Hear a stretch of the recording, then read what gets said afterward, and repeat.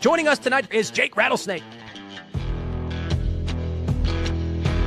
I like to go by Lord Rattlesnake or Lord Jake, most base chat of all the lands. You don't have an argument. Present your paper or shut up. Everyone's view is definitely inherently biased. So this is when debate becomes very interesting. I can hear what you're saying, but then I can see that you're dressed as a cat.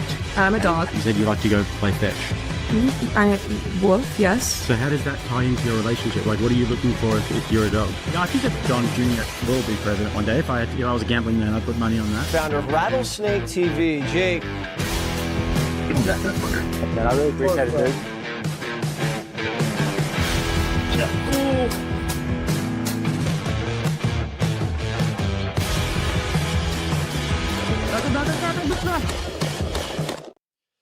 Ladies and gentlemen, welcome back to Rattlesnake TV, reality-based podcast. We have got Jay Dyer on the channel today. Jay, welcome. Your streams have been absolutely crushing recently. I haven't been able to get through them all because there's just so much content there that it's like it's hard to even find the time on 2-3x speed. But yeah, it's keeping me very entertained. How you doing? I'm doing great. I mean, unfortunately there's no shortage of content to cover given the vast amount of unspeakable horrors coming out on a daily basis, on a minute-by-minute basis in regard to your boy Jeff Stein McEffrey. Yeah, and you've been covering this one for years. I mean, when did it come on your radar, this whole Epstein story? I think I heard this first from a Ben Swan report on RT. I want to say maybe around 2016. And then, his name eventually got tied to the 4chan information coming out. That would be eventually Pizzazzgate, whatever we can or can't say here, but you know what I'm talking about. That morphed into the disinformation operation known as QChan, or QTard stuff on 4chan, I should say. And so it was around that time that I first heard about him. And then Alex covered it pretty significantly for a good while in regard to the Lolita Express, which was the first, I think, big mainstream news story that broke with high profile people, celebrities, academics, CEOs flying on the planes and reportedly being compromised, in the Mile High Club. So that was what everybody kind of thought it was originally. And then it was a lot of Clinton information, and it was kind of connected adjacent to WikiLeaks back in 2016, 17, 18. So that was my first exposure to it. Yeah, a long time. Watson was the first person I ever saw cover that. I think he did a video way back, even before maybe Epstein was even arrested, like talking about Epstein Island. So yeah, a few people were onto this early days. But yeah, guys, so we're going to be going through all of that, the history of it, who is Jeffrey Epstein, and then some of the more nefarious things. We're going to get into the banking, the Rothschilds connection, the connection with old school money, Rothschilds, and then new tech. We're going to get into his obsession with eugenics and Peter Nygaard and the use of what would you call it? The use of plasma, aborted stem cells, aborted stem cells, yeah, for the fountain of youth. It's all, and then we're going to get into the theory of could Jeffrey still be alive? So it should be an entertaining one today, guys. If you do want to leave a super chat, we will read them out in intervals between topics. Leave Jay a question, whatever you want to ask him. If you go on Stream Elements, which should be pinned in the comments in the chat there, then YouTube doesn't take any chats. And if it's anything over 100, then it is TTS. So it will just pop up on screen and it will be an immediate question read. So I guess, Jay, and by the way, guys, like the video on the way in if you could. Just smash that like button. Helps us out enormously if you do that, because it is a touchy subject on YouTube and they do tend to put this one on the back burner. So, Jay, let's start off with just who is Jeffrey Epstein, because I think one of the things that these files have actually elucidated for people is that Jeffrey Epstein is not some little guy who was a pawn. And even I thought that for a little while. Maybe he was just some guy who's been used as a pawn. He's not very powerful himself, and he's maybe a fall guy, and there are much bigger people than him. But for those wondering, who exactly is he, and what role does he play in this whole entire international trafficking, espionage, blackmail organization? I think the best description is that he's kind of like a Bond villain, but not at the top of the pyramid. So he's kind of a mid-level fixer consultant, and my estimation would be an organized crime PhD. There are actually people in the world of organized crime and cartels and whatnot who do specialize in the ability to network and finance and organize things. For example, one thing that helps to understand Epstein is to understand the world of the mafia and organized crime. And I've done a lot of research in that subject over the years. And on my stream right before this, we were covering an interview with Meyer Lansky. And a lot of people don't know that the famous gangster Meyer Lansky was actually organizing and helping Lucky Luciano to set up the structure of the Sicilian mafia in America. So it's actually the Tony Sopranos that would kind of go to people like Sidney Korshak and Meyer Lansky to get the overall structure, the connections, the networking. In fact, even Murder Inc., the famous guild of assassins, was originally part of the Jewish mafia and then sort of combined with the Sicilian mafia. So if we understand the way that those kinds of criminal networks work, it's very insightful, I think, into understanding Epstein's international criminal network.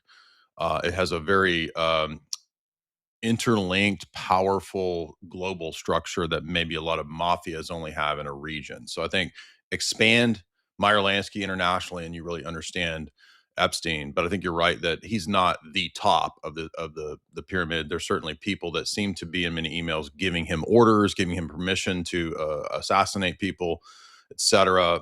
But he was very powerful because the second day, some of the messages and emails that came out included an organizing like a day planner that had him meeting about 15 heads of state throughout the entire world, 15 different countries. And you're not doing that unless you have a lot of power. We have him 1 month before Zelensky comes to power. He's in Ukraine. He flies over there after emails with Arena de Rothschild saying we can profit from this chaos and destabilization. We're able to go in and buy it up. We see him asking actually Zelensky asking to get the attention of Epstein for consultation, advice, and purposes. So he seems to be kind of like a fixer, consultant, international Blofeld figure, but he's not at the top of the pyramid.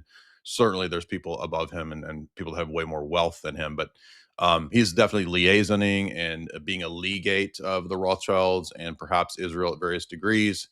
He's consulting Ehud Barak, former prime minister of Israel, on how to get Peter Thiel into the web to get him on their side, as well as other companies, corporations.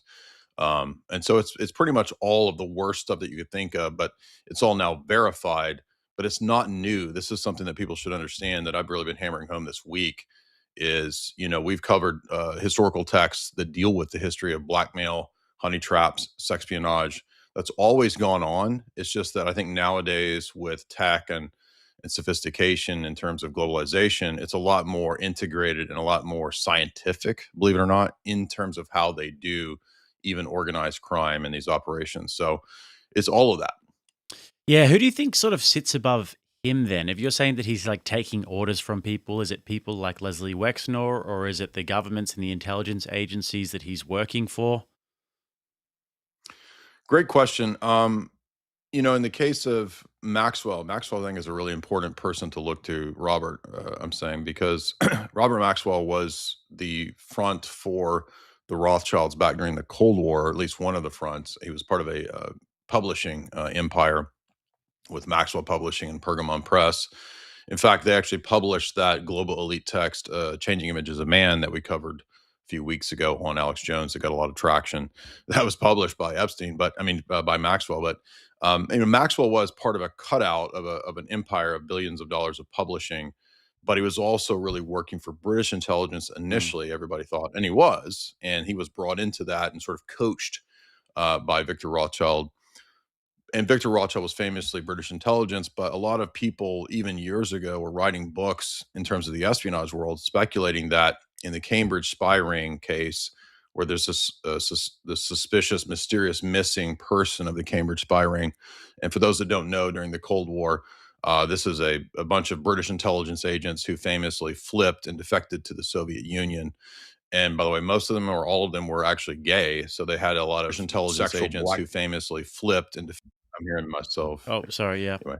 Sorry. Right. So long story short, the reason this matters is that those British intelligence operatives like Kim Philby and Guy Burgess and McLean and Blunt, they flipped and became Soviets and went to Russia because they'd actually been blackmailed by unknown Soviets and intelligence operatives but people have speculated that that person doing the blackmail might have actually been Lord Rothschild this whole time. We don't know for sure, but it seems like it.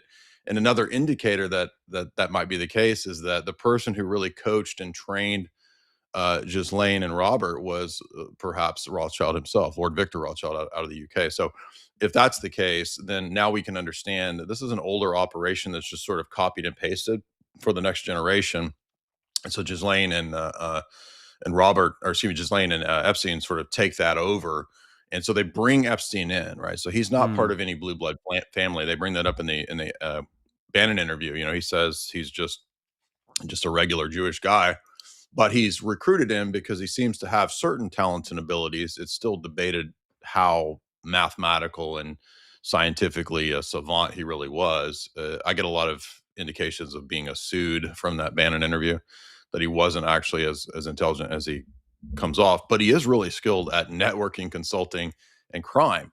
And there are actual people that have the equivalent of like PhDs in criminal organizations, believe it or not. So I would say that's what he is. And when you look at Maxwell and the background, it's a copy paste operation that suggests foreign heads of state, Rothschilds, and other, I would say, would be especially Mossad, for example.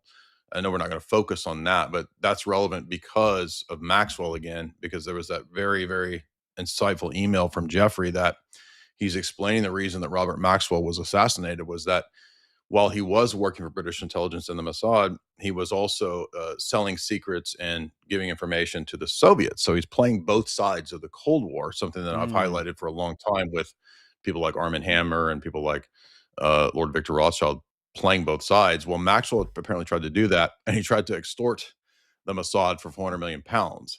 And so he had appointed himself as the attaché, without being asked to do so, apparently, for Israel to the Soviet Union, and Israel resented that. So I think that played a key role. He found himself in the water.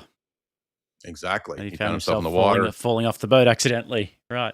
Exactly.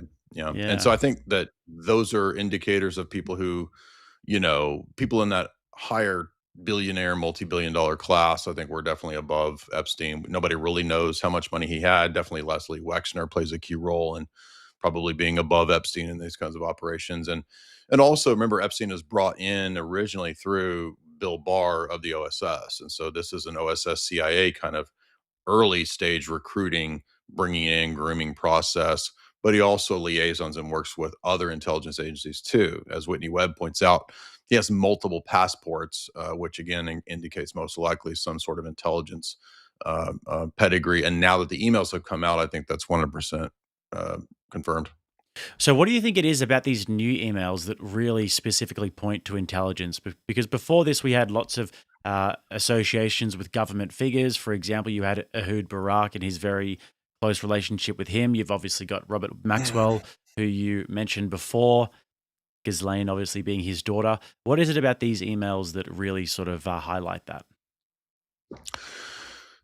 There's a lot. First thing I would say is, in terms of the background, being brought into these, certain schools and certain private academies and whatnot, being groomed to then be put into Wall Street. One odd indicator is the fact that when he went to Bear Stearns and was involved in insider trading, his partner Hoffman or Hofstad or whatever it is, that guy went to jail, but Epstein did not get any trouble. So I think that's a little suspicious. Maybe there was some deal cut, something like that. A lot of people have called attention to that. And then it's sort of immediately he's brought into just a scale of operations and connections that just really don't make sense with the background that he originally had. And then they seem to have concocted a legend. And in the spy world, people that have a shady background or a made up background, it's called a legend, which gives you the story of, oh, I'm a money manager, hedge funds, I handle billions of dollars. And that may or may not be true, right? So, but it might be part of your background cover or story. And then he's immediately connected in the circles of famous weapons traffickers like Adnan Khashoggi. And as a little side note, Khashoggi's yacht was also set up with surveillance equipment. Was involved in a famous case of bringing in underage, I think, Pakistani prostitutes back in the 80s or 90s. Whitney Webb highlights that in the first couple chapters. But so those connections and associations right away, having multiple passports right away. When Acosta, the lawyer from Florida was involved in this case. He was originally told when he was looking into this, let Epstein go. He's intelligence. So we already had a lot of these indicators coming out. And then we have Ari Ben Menashe, who was a former Mossad operative, telling many news outlets over the last several years that obviously, of course, Epstein was Mossad. So you've got a lot of testimonies, a lot of evidences, but I think now that the emails and the files have come out, we have everything from Epstein giving money to the IDF, Epstein essentially directly working many times. Even mainstream media reported that Ehud Barak visited his mansion dozens of times, 16, maybe something like that, in New York. Very close associations working with Ehud Barak. We've all heard this phone call, I think, now about how to get Peter Thiel involved. I mean, everything about this just totally, I think, screams, that. There's the Bannon exchanges where he says all roads lead not to China, but to Tel Aviv. I mean, you can just keep going on and on. And it also, again, bears all the similarities and patterns of the Maxwell operation. And little side note, my buddy Mark Hackard, he's an analyst of espionage history and whatnot, a translator, and he translated a KGB colonel's Cold War era assessment of Maxwell. And he put this up maybe 7 or 8 years ago, and it was a really fascinating take to see the Soviets' attitude from their generals and colonels as to what they understood Maxwell to be. And they pictured him as a person trying to play both sides of the Cold War, Right. and that they thought he was selling secrets to the Soviets as he was trying to blackmail Western intelligence and the Mossad, and that's exactly what happened. So ironically, the Soviet account of Maxwell seems to have been vindicated and correct here as well. And that's according to Jeffrey's testament, which, perhaps just Jeffrey was lying or he didn't know, but that seems to make the most sense. And again, that indicates, I think, high level Israeli operation to a degree, but also CIA as well. We shouldn't leave that out because I think, as Mike Benz showed in several emails, Epstein was using, former CIA planes, flying them for many decades without any problem. He also seemed to have Department of Justice or State Department. I forget. Whitney Webb has a chapter on this. He stayed at a place, an apartment owned by that was a Department of State like property. Why was he allowed to stay at the property and to do things seemingly at an international state level, even after being, a known criminal? So I think a lot of that above the law stuff also suggests intelligence capabilities. And again, you can, with the relationship of Western intelligence through the Five Eyes and this kind of stuff, like you can work for multiple agencies, so to speak. Mm.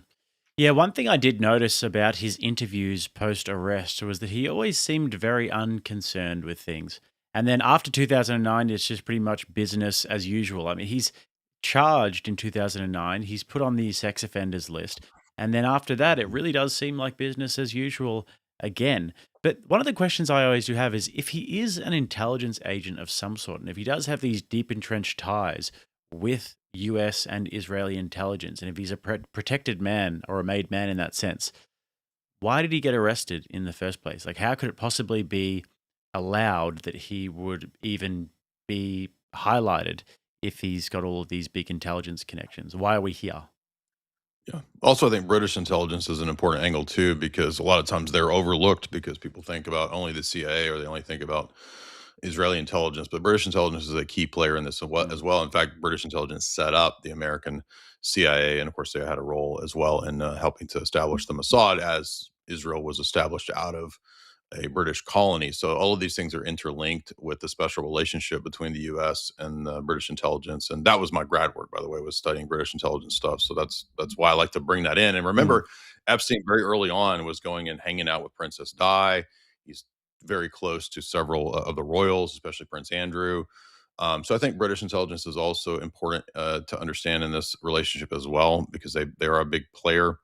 But it's all three of those, Atlanticist, Five Eyes networks together.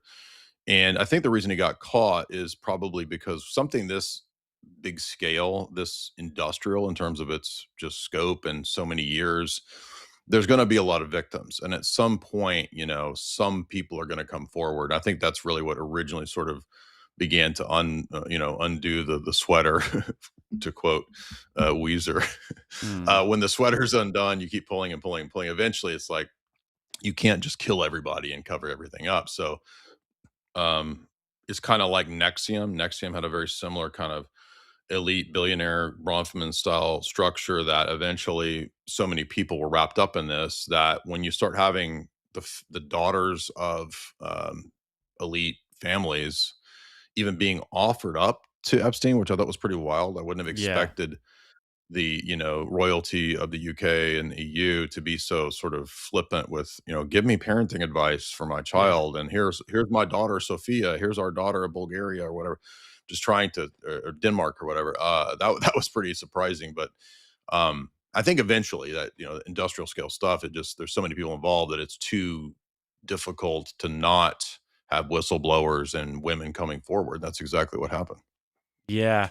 One of the things that I'm really interested in is the banking connection here. It appears as though Epstein was talking a lot about banking in the interview that he did with Bannon, for example. He's talking Mhm. about fractional reserve banking, and if only people understood how this actually works.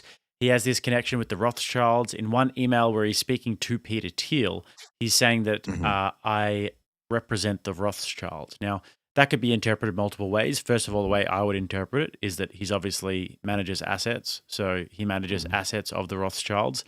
And he's trying to speak to Peter Thiel in a way that Peter Thiel doesn't need money, but he would need access. So he's maybe saying, I represent the Rothschilds. I'll give you access to all of this old money. All of this old money is trying to find a way into new money, into tech.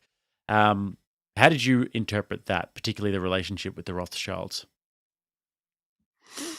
Yeah, I think combined with the other emails that he's having with Ariana de Rothschild and other statements about the $25 million contract he had with the Rothschilds, you have an older family, as you said, that is running things even 200, 300 years ago on the basis of advanced intelligence. And I think a lot of people don't think about intelligence and espionage in the modern world actually coming out of banking and academia. They think about it like it's James Bond, it's spies, it's going around fucking bitches. No, it's not mainly that. It's a little bit of that, but it's mainly high finance and understanding human nature and compromising people. That's a huge part of what it is. It's also media and disinformation, sure, but uh, as Epstein explains early on in the Bannon interview, he was recruited, spotted, ironically, by the same people that spotted and recruited Brzezinski. And in the case of the Trilateral Commission, this is a higher level commission, kind of out of the Council on Foreign Relations that the Rockefeller set up in the 1920s. The Trilateral was set up specifically by Kissinger for Brzezinski to run in the 1970s because Brzezinski was so impressed with uh, Kissinger was so impressed with Brzezinski's book Between Two Ages and how well he understood the technocratic era. So they created a steering committee for him to be on, and that's ironically what Epstein says he was recruited into and put in the steering committee of Trilateral in 1990 because the Kissinger family and David Rockefeller himself really were impressed with, according to Epstein, his ability to understand high finance and to explain it to them. That's a very key thing there. And so knowing the fractional reserve banking aspect, which is basically just banks lending out more than they have on reserves, and if you read Carol Quigley's Strategy and Hope, he basically admits, as a CFR apologist, that Western banking for several hundred years has been based on that sort of Rothschild model. That's what the Federal Reserve is based on, is the idea of putting out more gold notes than you actually have gold in the reserves. So that's why it's a fractional reserve.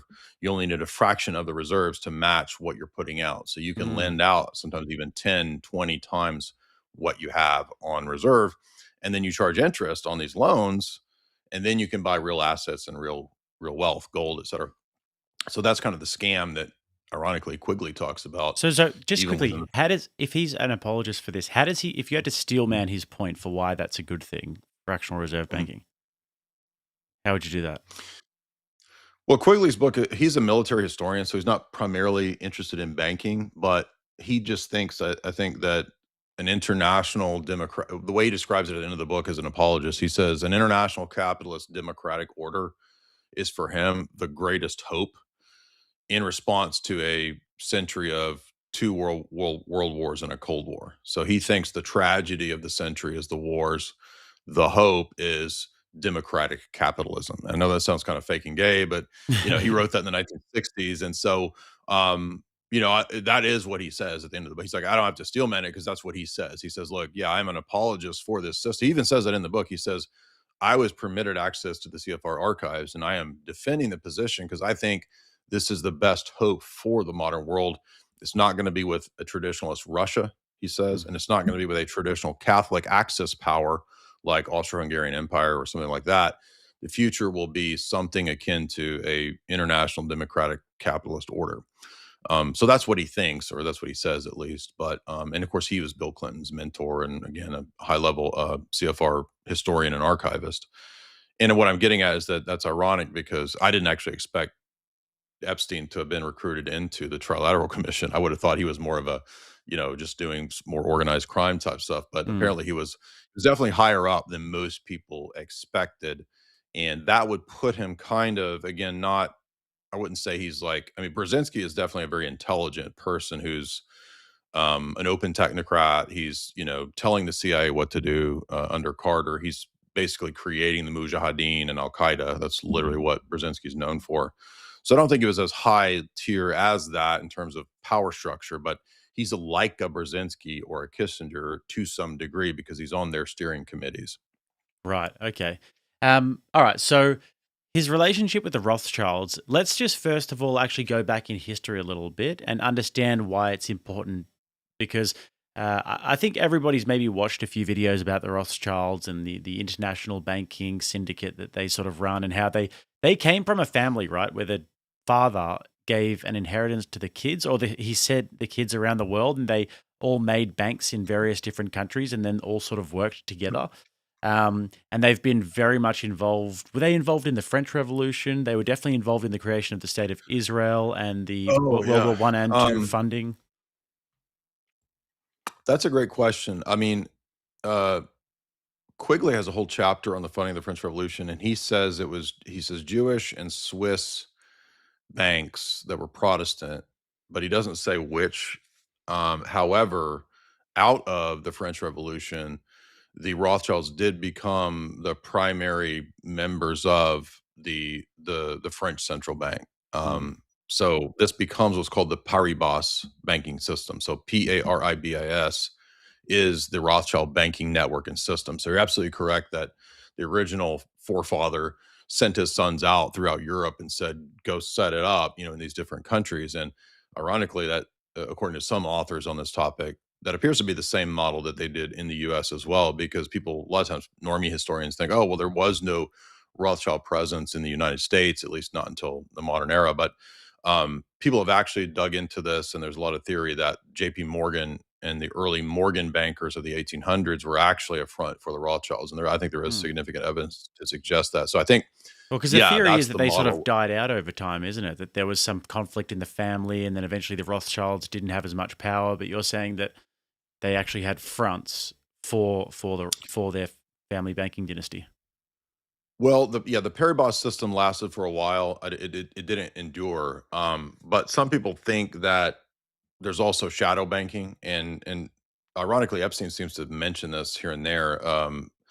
And that's an element to where, because a lot of these banks that are super secretive, there's things that we don't know even to this day. For example, one of the books that my publisher just put out about the Bank for National Settlements, which is one of these high tier post World War II.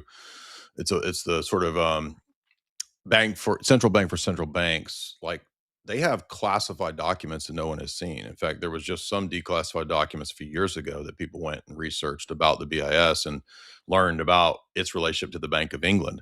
So because there's shadow banking, and there's even classifications about international banking for many years, like, there's a lot of things that we don't know. So there could be hidden wealth, shadow wealth that we don't know about. And that's what leads a lot of people to say, oh, the Rothschilds never lost money. But it's still, I mean, either way, it's possible that they did, lose some pedigree over time. But there was also some articles maybe 8-10 years ago, even in mainstream media, that the American Rothschild banking empire, or excuse me, the American Rockefeller banking empire had joined forces with the Rothschild banking empire. So even if they did lose some pedigree, I mean, they're still very important, still very powerful, and they still apparently have no problem, openly engaging in the same types of activities that Epstein was involved in, and networking with him. And So in other words, we don't really know, but we can look at some indicators of possibilities. Right. So then moving forward here, do you think that Epstein's relationship with the Rothschilds was more just managing assets, or do you think that it's more of a relationship of them pulling the levers of what he's doing and him working for them? I think it's the latter because again, going back to, for example, like I said earlier, the origins of modern intelligence, like um, when they have that famous story about Nathan Rothschild, or excuse me, about the Rothschild situation in the UK when he had advanced intelligence on Waterloo. They brag about that in pages 48, 49 of the book, the Morton authorized biography, that, yeah, this is a true story. We used intel to know ahead of time how to trade and to buy up when the stock market crashed, so forth. So that's essentially what we see. Fast forward 200 years later, and you've got, these emails between him and Ariana talking about the exact same strategy, the exact same model. So I think that that's again, like, you don't have to be trained by the CIA at Langley to be like doing these kinds of operations and networking for intelligence. I mean, you could be an asset, you could be just in Israeli intelligence, they have the idea of the Katsa or the Cyanim. These are also possibilities as well. You don't have to be, James Bond to be doing this kind of stuff. And there's also corporate espionage, there's private espionage, those things exist too. So the Rothschild model is apparently, banking and intelligence is their connection. Interpol, if I recall, I think comes out of Rothschild intelligence networking, and many media outlets. Was it AP, or is it The Economist is a Rothschild magazine, and then one Right. of the big I think it was AP, or if it's United Press, or one of those is also has its origins in the Rothschild networks. But so they really figured this out for banking, that having an intelligence network is the way to really do it. And by the way, David Rockefeller has a chapter in his memoirs where he says, I learned in my intelligence time in the military how to set up the networks and the structuring for my banking empire. So they Mm, take the intelligence civil service and they translate it into the private sphere. By the way, that's exactly what Epstein consults Ehud Barak on. He says, I'm going to teach you how to go from civil service, public service, into taking that information, that knowledge, and putting it into private intelligence and private service and becoming a consultant. You can consult, he says, for millions of dollars a year, just consulting people. So, long story short, yeah, I think it is more so the latter. And again, it's difficult to know because so much of banking is kind of private and proprietary and secretive. And even the two biggest central secret banks in the world, like the Vatican Bank or the Bank for National Settlements, I mean, they're super secretive. There's so much we don't even know about what they're up to, and they do that by design, right? That's the real secret society, is these international banking cliques, mm. and that's why they can fund both sides of conflicts. They need to be international and above nation state purview. And if you're going to fund criminal operations or black ops or whatever, like, you don't want congressional oversight. You don't want inquiries into that money. You need these kind of super secretive banks. And the way Epstein even describes this surprised me. He was describing how the Vatican Bank works to Larry Summers, who is a Clinton era banking vulture. You would think that a guy coming out of Harvard would know how the Vatican Bank works, but apparently Epstein had to explain to him that this is the greatest secret bank. It's perfect for money laundering and funneling things to black ops. It's because it's super secret, and the BIS is the same way. Right. So we mentioned before about the email with him and Teal. And then I think off stream you told me that this is like reminiscent, or as Candace Owens would say, reminiscent of the way in which the Rothschilds have done things over the last few hundred That's when years. you are all remembering, right? If you're Yeah. reminiscent, you can remember all things. Like, it's Yes. Yeah. omniscient Yeah. with reminiscent. I'm sorry, I Yeah. couldn't agree more. But listen, Jake, don't be too macabre. Okay, so a lot of these No, no, topics are no. dark. These are They're these very are much macabre. these are macabre topics, dude. So how does that link up if you're looking at the way in which the Rothschilds have done things over the past few hundred years, and then the sort of maneuvering that Epstein's doing there to try and get into the new money tech world? Yeah, great point. Because as we said, say with Waterloo, or the way that Quigley's chapter on French banking and the Paribas system describes it, is that it's intimately connected to intelligence. And if you want a more modern, updated version of this, which perfectly applies to Epstein, watch Oliver Stone's movie Wall Street, because you have the Charlie Sheen character, Bud Fox, who goes to Wall Street. He's from a middle class working family. He wants to make it big. He wants to get out of the small town. He's going to be a multimillionaire. And he thinks if he can be like Gordon Gekko, the Michael Douglas Viper trader character, he can get out of it. And what he learns is very perceptive for Stone to put this in the film. What he learns is that everything that Michael Douglas is teaching him is the opposite of what he thought that world was. He thought if you just worked hard, paid attention to the data, made the calls, watched your computer screens, whatever, that you would be a great trader. And actually, Gordon Gekko says, you idiot, it's about insider knowledge and advanced knowledge. That's how you make your money. You get dirt on people. You do that. That's the way to the top. And it sort of blows the mind of, Bud Fox, because it requires him eventually to turn on his own family and their business. So Wall Street's good to see that. And that's really the model, I think, that the Rothschild figured out a long time ago, is that, do you want to get ahead of the game? You want to know where to put money? Epstein has a couple of emails joking about that, where he's like, yeah, we, short trade certain stocks and we leave that to the Goyim and they can deal with the real, he says they can deal with the real world. We have the insider world.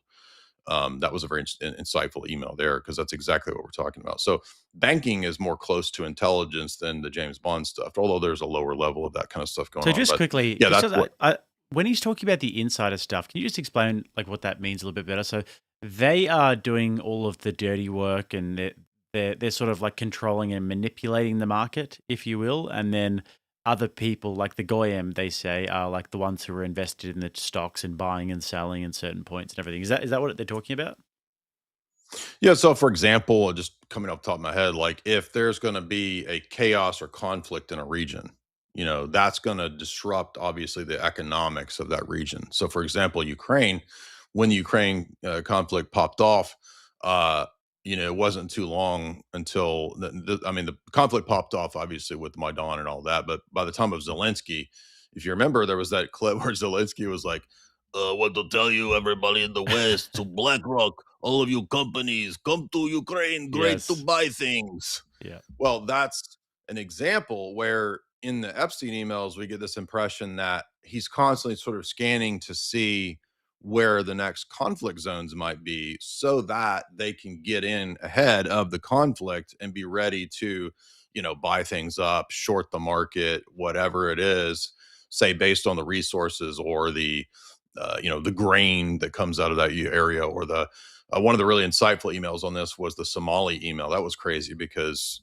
way before we had all these migrants in the West, Epstein seems to have been aware of a coming Somalia, destabilization chaos operation, where he says we can get in there, get in early, grab the resources. Another insight into this is Hillary's letter, or she wrote an essay for the Brookings Institute, which is a big high-level think tank.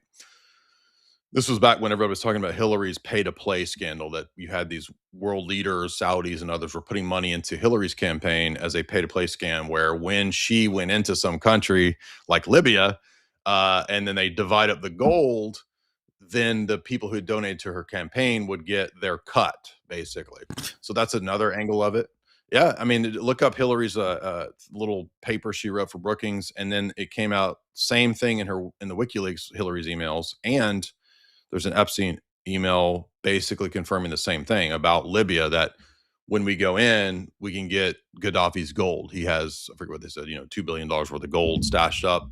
We'll use the U.S. So they basically use the U.S. government, the stupidity of the American public and patriotism, to get them on board with these foreign ventures that are actually about, gaining the land and the resources and the precious, rare earth minerals in these regions. Right. One of the things that I'm super interested in, I don't know, is there anything else that you wanted to touch on in terms of this whole Rothschilds connection and the old money, new money thing? Because soon I want to move on to this eugenics program, but anything else you've got in regards to this? Well, it's interesting that in regard to the connection that not many people have called attention to, other than myself, is the Vatican Bank that that Epstein seemed to know so much about, and his close connection with John Paul II. not just, by the way, allegedly staying in the Vatican for a period of time, and then consulting John Paul on various architectural features, which we know Epstein was very into tile and architecture for whatever reason, and structural compounds that have tunnels, by the way. But he also says in another email that he had been gifted some ceiling piece from John Paul II. We know he was at a John Paul II audience where he and Ghislaine received a blessing. So I think there's significant connections there that do make a clear, close relationship with John Paul II. Now, I'm not saying that we know that John Paul was involved in anything per se, but that there was this close relationship, I think, is verifiable. And the people running point to sort of disarm this argument are full of it. Most of the arguments are totally bull crap.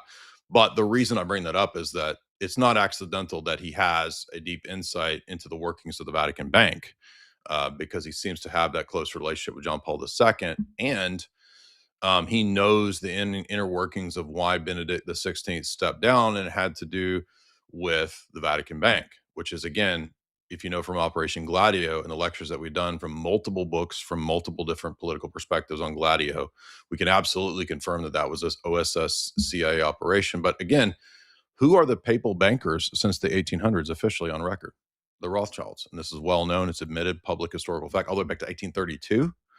And then loans all the way up into the late 1800s, and then presumably still having that close relationship, which is why it makes perfect sense that as a Rothschild representative, he would be knowing the inner workings of the Vatican Bank, because the Rothschilds have a close relationship to the Vatican Bank.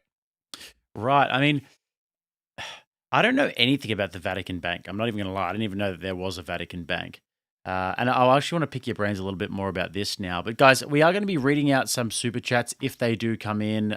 Any questions that you guys have got for Jay, if you did want to do that after this topic, we'll read them out. So get them in if you'd like.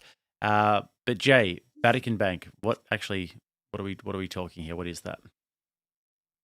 Well, certainly all churches and religious institutions have, some form of banking accounts or something like that. So let me be very clear on what I'm talking about.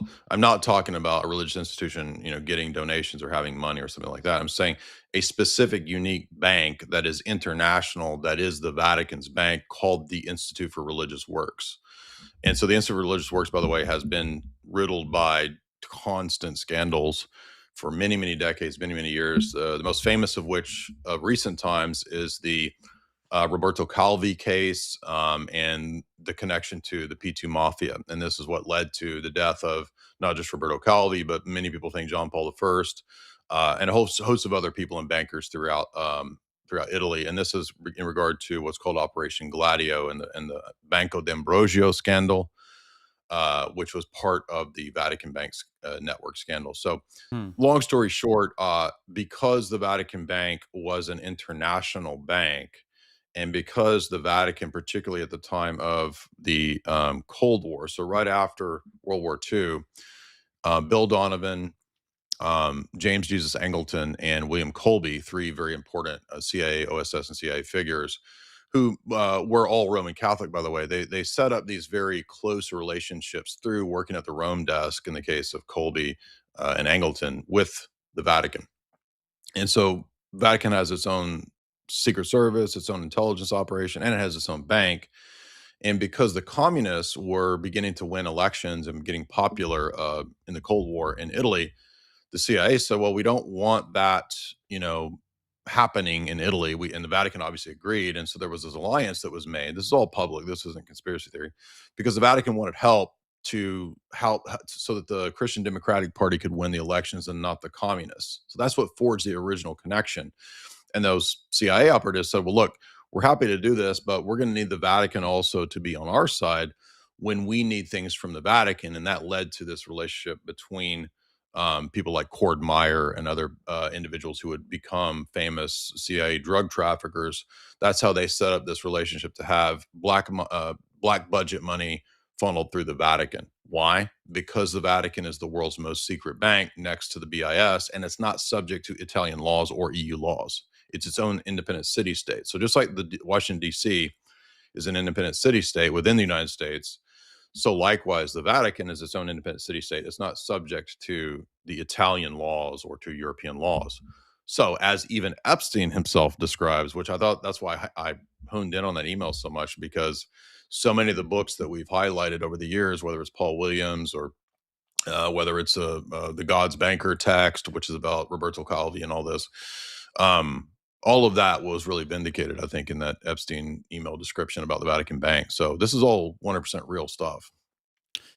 Yeah. Okay. Did So I make? I mean, I feel like am I putting out too much? Like, am I not explaining it well? Like, am I just putting out too much names and facts? Not to you, but I'm saying, do you think for the sake of the audience? no, Like, I'm just. is there I something? think it's probably the audience probably gets it better than I do, but I do kind of get what Well, you're I saying didn't mean though. that to insult you at all. No. Right. But I did say to you, I kind of want to I get the things, but connecting the dots is the hard part sometimes, and that's why I really wanted to talk to you today, because the dot connecting, like you have all of the individual stories, but it's sort of in its own little factions, and Well, then let me trying put it to this way. connect it. So Yeah. the way that, according to Paul Williams's Gladio book, and he was an FBI consultant, so he's not really some sort of like wild conspiracy theory. He's a Catholic historian guy who consulted the FBI all the way back to the late 2000s on organized crime and Al Qaeda. We lectured on his book on Al Qaeda a few months ago, but he wrote a book on Operation Gladio and the Vatican Bank scandals. Mm. And again, there's many other books that we've covered too, but his is particularly, I think, instructive because he's a Catholic, so he's not like, coming at this from some vendetta against the Roman Catholic Church or something. And he's not a conspiracy theorist. He's just sort of looking at the data and information. And as Gladio became more and more public, what happened was in the 1990s, they didn't know what to call it, but they knew that there were these stay behind networks that were operating throughout Europe that were originally set up by the OS and CIA in case of a Soviet NKVD invasion. So if Stalin ever moved into Europe, the purpose of Gladio supposedly was to fend off a Stalinist invasion. So, and that makes sense. Like, obviously, if I'm anti-communist, that makes sense why you would do that. And I'm not pro-Soviet at all, or pro-communist or pro-socialist. I'm just giving you the layout of why they were doing this. The problem is that it also became a network, you could say, throughout Europe for corruption and for chaos with these people who were trained in terror cells and terror operations, but they also compromised many high-level Italian and Vatican officials. And that came out in European news in the 1990s. They didn't know that it was called Gladio yet, but this compromise list was leaked. And guess what? Same model as the type of stuff that Epstein was doing.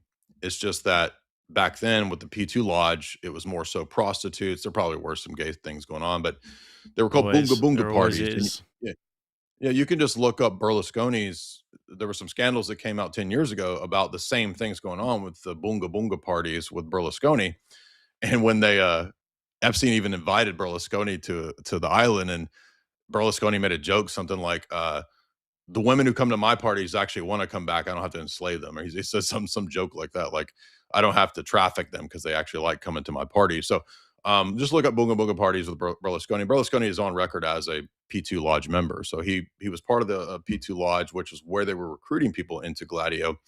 Long story short, Kissinger, according to Paul Williams, was the mastermind of how to put Licio Gelli, who was the head of the lodges, the Grand Master lodges, P2 lodges in Italy, put him in control of this operation, together with Michele Sindona, who was in charge of Italian organized crime in Italy. They worked together with the lodge and with organized crime to bring people into Gladio in case of the Soviet invasion. But what it ended up being was an entire government being compromised in the 60s and 70s by Kissinger running this operation. Now, who spots Brzezinski and who spots, apparently, according to Epstein, for Rockefeller? Kissinger circles, right? So they did the same thing with Epstein, putting him into this role. Same thing with Licio Gelli and Michele Sindona in Italy, to run a big compromised government control shadow government operation. So I don't think it's accidental if you read those books. Hmm. So who do you think he had the closest relationship with of all of the different agencies? Because there's just so many that are named here. You've got obviously like the Vatican, you've got the various different intelligence agencies, CIA, Mossad, the MI6. You've got the guy from the Emirati businessman that he's involved with.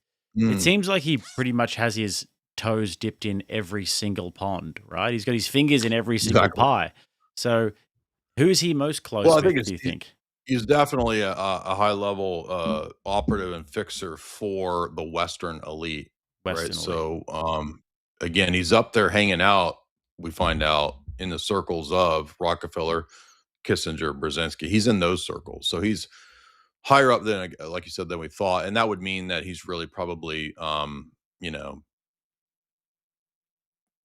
near the top, but not at the top. So that would mean he's probably a high-level operative for all of Western intelligence, because he's working with Saudis, he's working with sheikhs. Like I said at the beginning, the second day, one of those emails came out that he had planned to meet like 15 heads of state.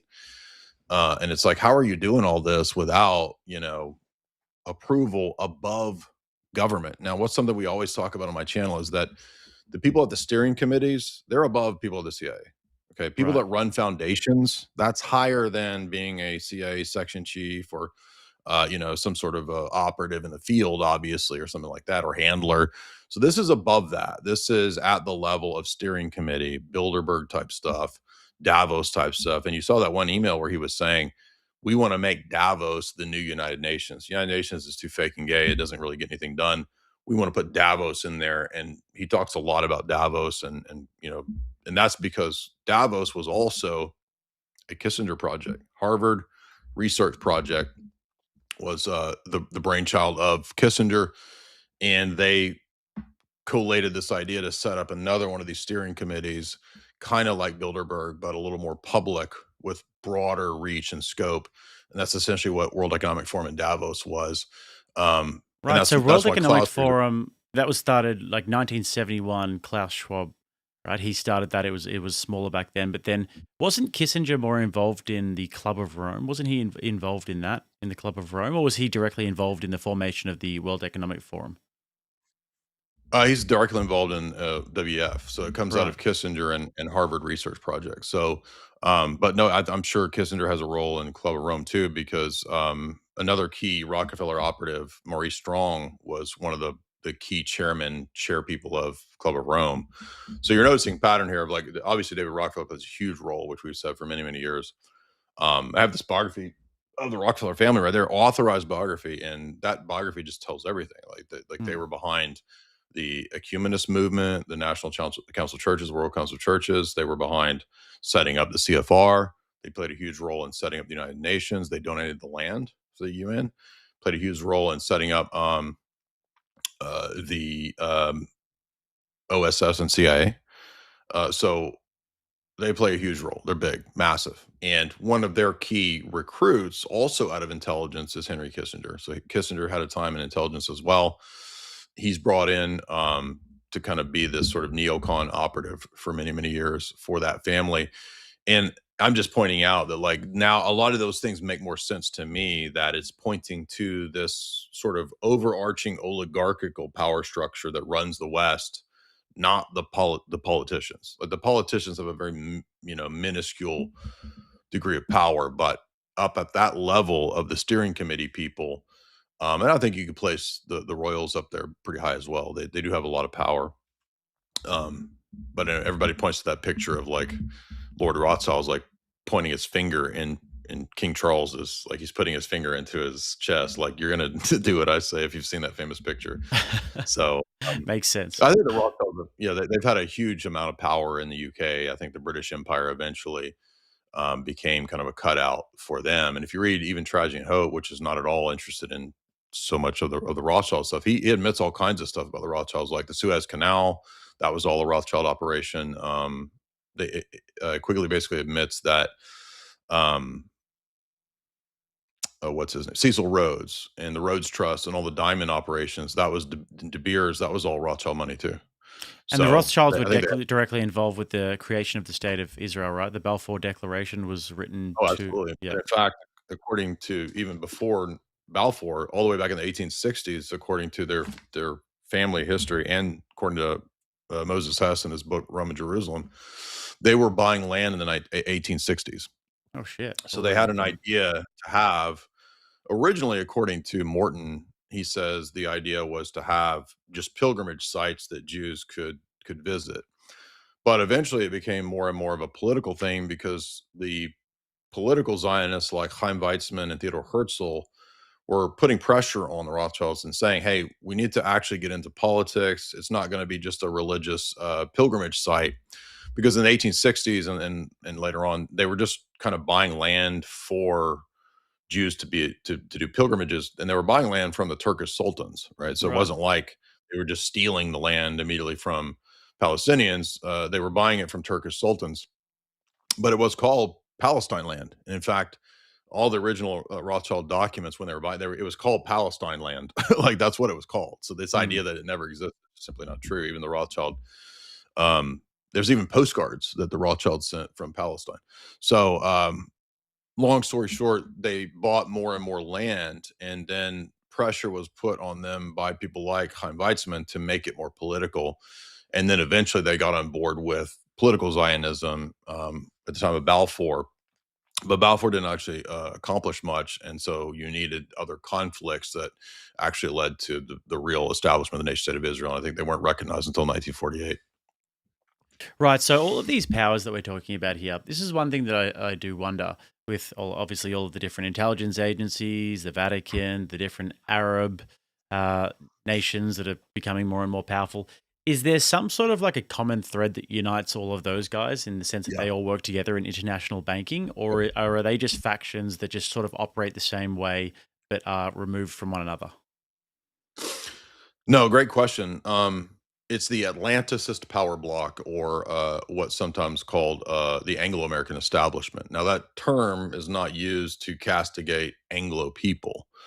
It's the older term that was used in geopolitics during the time of what's called the Great Game. So this is the battle between Russia and the West, particularly Russia versus the UK, right? So when the British Empire was very powerful, one of their main rivals was the Russian Empire.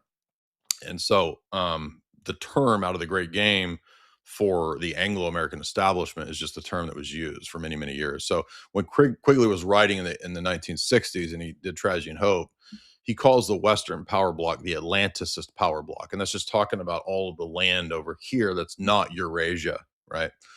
And this has nothing to do with the good guys, bad guys. It's just laying out the geopolitical scheme in terms of what Lord Halford Mackinder called the heartland theory. So you have heartland and rimland.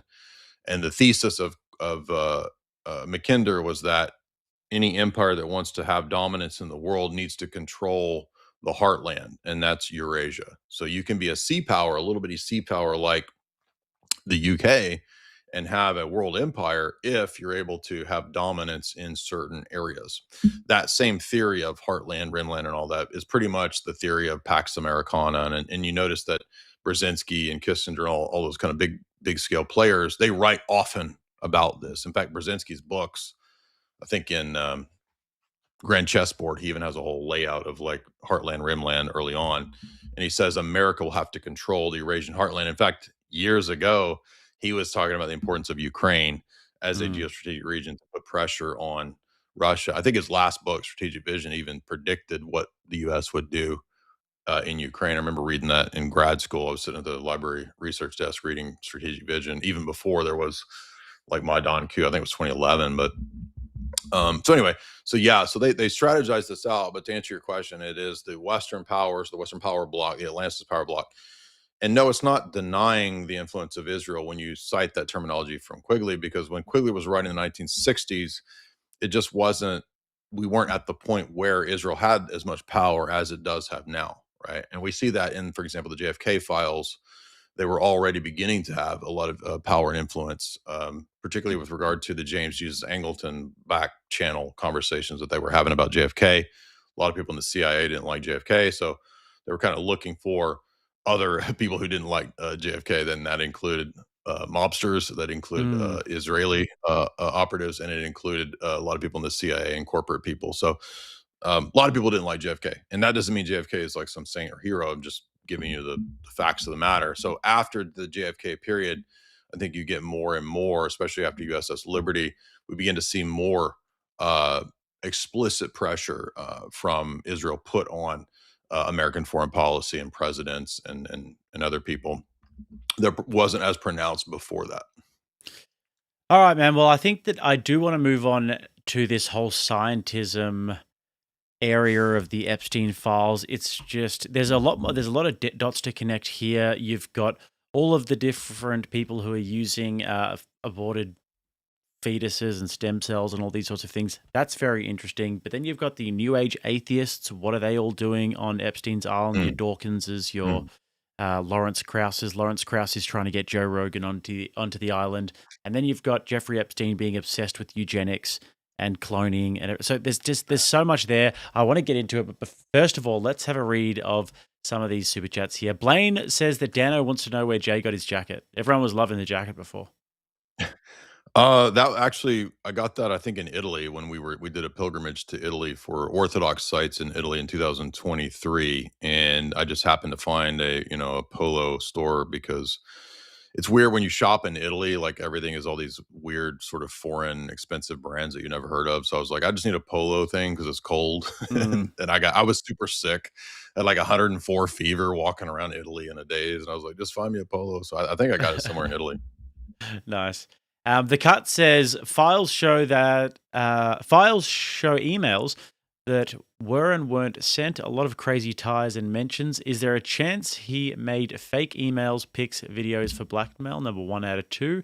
And these files seem to have every death, unalive, conspiracy all tied together for a long time now. So that's a 2-part question there. I mean, anything's possible. I mean, that's definitely within the realm of possibility. I don't think that.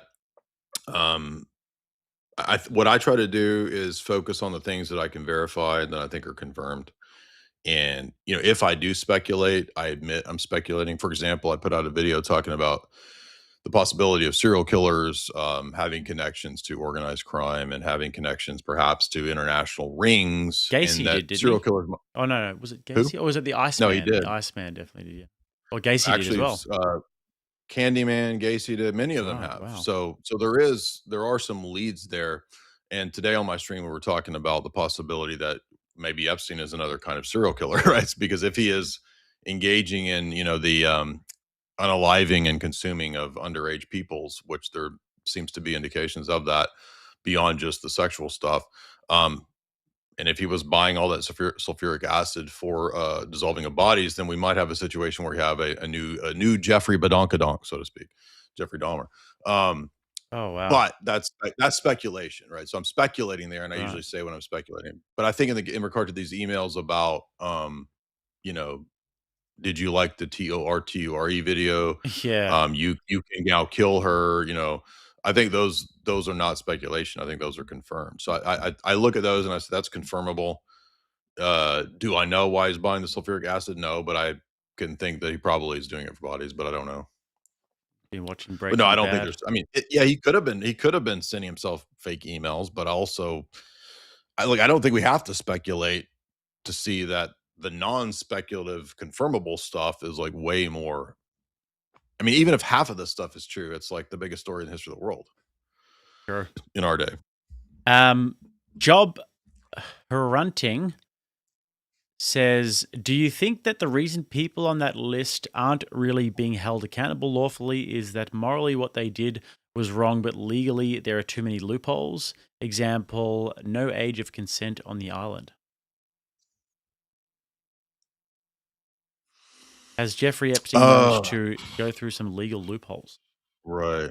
I don't know a lot about international law and legalities like that, so I don't know. But I would tend to think that it's more so just pressure being put on government officials and Pam Bondi and people to cover it up would be my guess. But maybe I don't know enough about that. Alex said Jay should be on Rogan, diving into conspiracies. They're both friends with Jones. I would love to see that. That would be good to see you on Rogan there. You guys would have a good chat. Be honored to do that. Yeah, I'd love to. Be a great conversation. Gadfly says, Jay, curious if you've ever been approached with a bribe or threatened or had shady stuff happen to scare you. For years now, you've been ahead of the curve and seems dangerous. Not really. I mean, one time I had a comment on the website threatening to do something, but I mean, to me, it came up more like some schizo dude. And then I had some people into because I first talked about the international ZIO stuff back in Mm. 2007 and 8. I had a blog back then that talked about it. And I had some people saying they were going to call my work and get me fired, but uh, beyond that, no, not personal threats. I think for a long time until now, with all this stuff coming out, I think most people, most normies, they just tended to think of this as crazy and fringe, and no schizo.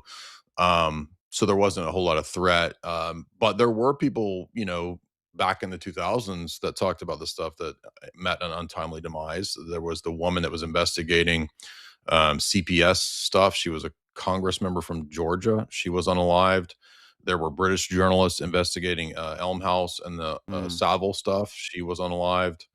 There have been Udo Ulfkota, when he came out and said that the CIA was running the media in Germany. He died not too many years later. You can still find his interviews everywhere. We played it many times. The Virginia Palfrey, the DC Madam, she used to be on Alex all the time, and then she told Alex, if I turn up unalived, it wasn't me. So you've got several cases of people like that, but in most situations, what happened with the people that were unalive, perhaps even Breitbart, what happened with most of those people is that they would claim they had all this info and then not put it out. They would just say, I've got this, and not putting it out seems to be the safest course, rather than claiming that you have the info and not putting it out. So really the only thing, I think commenting on it in the public sphere is not that dangerous, because people sounding off on YouTube or Twitter, that doesn't have a lot of effect, doesn't change much. But when you've got actual blackmail or something like that, that could damage a person in the courts and legalities, like that's where I think you're getting into more trouble. Yeah, like that dude who they suspect might have been off by one of these Silicon Valley guys. You remember that Asian guy who had information about, what's his name, Sam Altman? And they suspect the AI case. I've heard of this. Yeah. But anyways, AO said for 20, good work, gentlemen, and thanks for the information. Americans and our mates across the pond need this information. Absolutely. Thank you very much, AO. Appreciate that. And Smokely says, Jay, in a recent video you mentioned Epstein was more mid-level fixer. Any idea who some of the leading players might be? Or is it multiple intelligence agencies? Are all conspiracy theories related now? We did cover this a bit before, but if you want to... Well, I don't know about all conspiracy theories, but a lot of the sort of, we have a connection with some of the emails to 9/11. I mean, Ghislaine being asked to be on a shadow committee on 9/11. Nobody, what even is that? What the hell is even that, right? To quote the meme. I mean, what the hell is even that? Oh, also, I didn't know. Soundboard. Nobody knows what a shadow commission is, and Ghislaine was asked to be on that. I mean, one of the terror events, I forget which one, like he seemed to be consulting in the midst of some terror event that was going on, and he was messaging ISIS or one of the sultans. This was a couple days ago, and there's been so many emails so there seemed to be a background connection with ISIS. I think people were talking about the ISIS connection the other day. So I think that type of the sultan thing. Are you talking about the guy who did the torture video? No, there was a separate email that related to ISIS and destabilization. Oh, really? Libya and Egypt, and I can't remember who he was emailing, but I've got it bookmarked. I'm sure everybody could find that one pretty easily, but it might be the one where he mentions Peter Thiel, and he's like, "Hey, Thiel, here's what I'm trying to explain to you." And it's his grammar and it's so bad. It's like, I've noticed Libya, the grammar's terrible, like, dude. It's pissing me off. Whenever I read them, I'm like, can you stop putting spaces between commas and all this sort of stuff? Yeah, I want to say he's mentioning Muslim Brotherhood and or maybe ISIS. I don't remember, but there was an email about a terror event. I just don't remember which one it was, but there might have even been two different emails that I'm mixing up. But anyway, you can find that one, I think. Yeah. So what I'm getting at is that when it's high finance, financial scandals, he seemed to have had a lot of knowledge about what was going on with the Greek debt crisis, the bailouts of the European banks.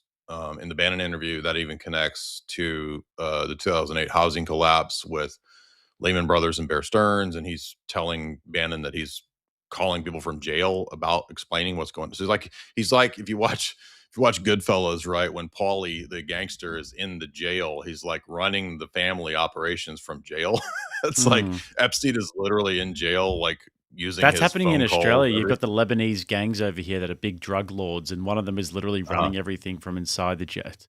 It's insane. Exactly. And they've Yeah. got That's access crazy. to phones and all that. All right. Anyways, Jay, we'll do that again after the next topic. We'll read some supers, Sure. but it'll be Orange and Up, guys. So we'll read Orange and Up at the next one so we're not bogged down for too long. Miss D mentions to join the Discord, guys. If you're not a part of the Rattlesnake TV Discord, you absolutely should be. Always good fun in there. Like the video if you're here. Helps us push this out if you're enjoying the information. But Jay, this is probably maybe the thing that I'm most curious about of all the different things that are happening in the Epstein files. And I know that we can connect the dots here, but you've got all of the New Age atheists, your Daniel Dennett's, Richard Dawkins, Lawrence Krauss, all of these guys all happen to be really buddy-buddy with Jeffrey Epstein. He seems to be upset. Even Eric Weinstein was at his island. Like, he seems to be obsessed with all of these New Age atheist characters. And then you posted saying that New Age atheism was always a psyop, and it kind of got the wheels turning a little bit where I was thinking, could it be that this was like a literal psyop? And then we've also got an obsession with eugenics and with some sort of cloning or something. I'm going to let you explain what's going on there. So, I mean, let's start off with the New Age atheism and why this guy is so obsessed with scientists and getting involved with scientists. Steven Pinker, everybody. Well, I think they seem to treat science and scientism almost in a quasi-religious way, right? Epstein seems to, in the Bannon interview, equate science, mathematics, and his conception of religion very closely, almost kind of hinting at times of being interested in alchemy, hermeticism, and Kabbalah.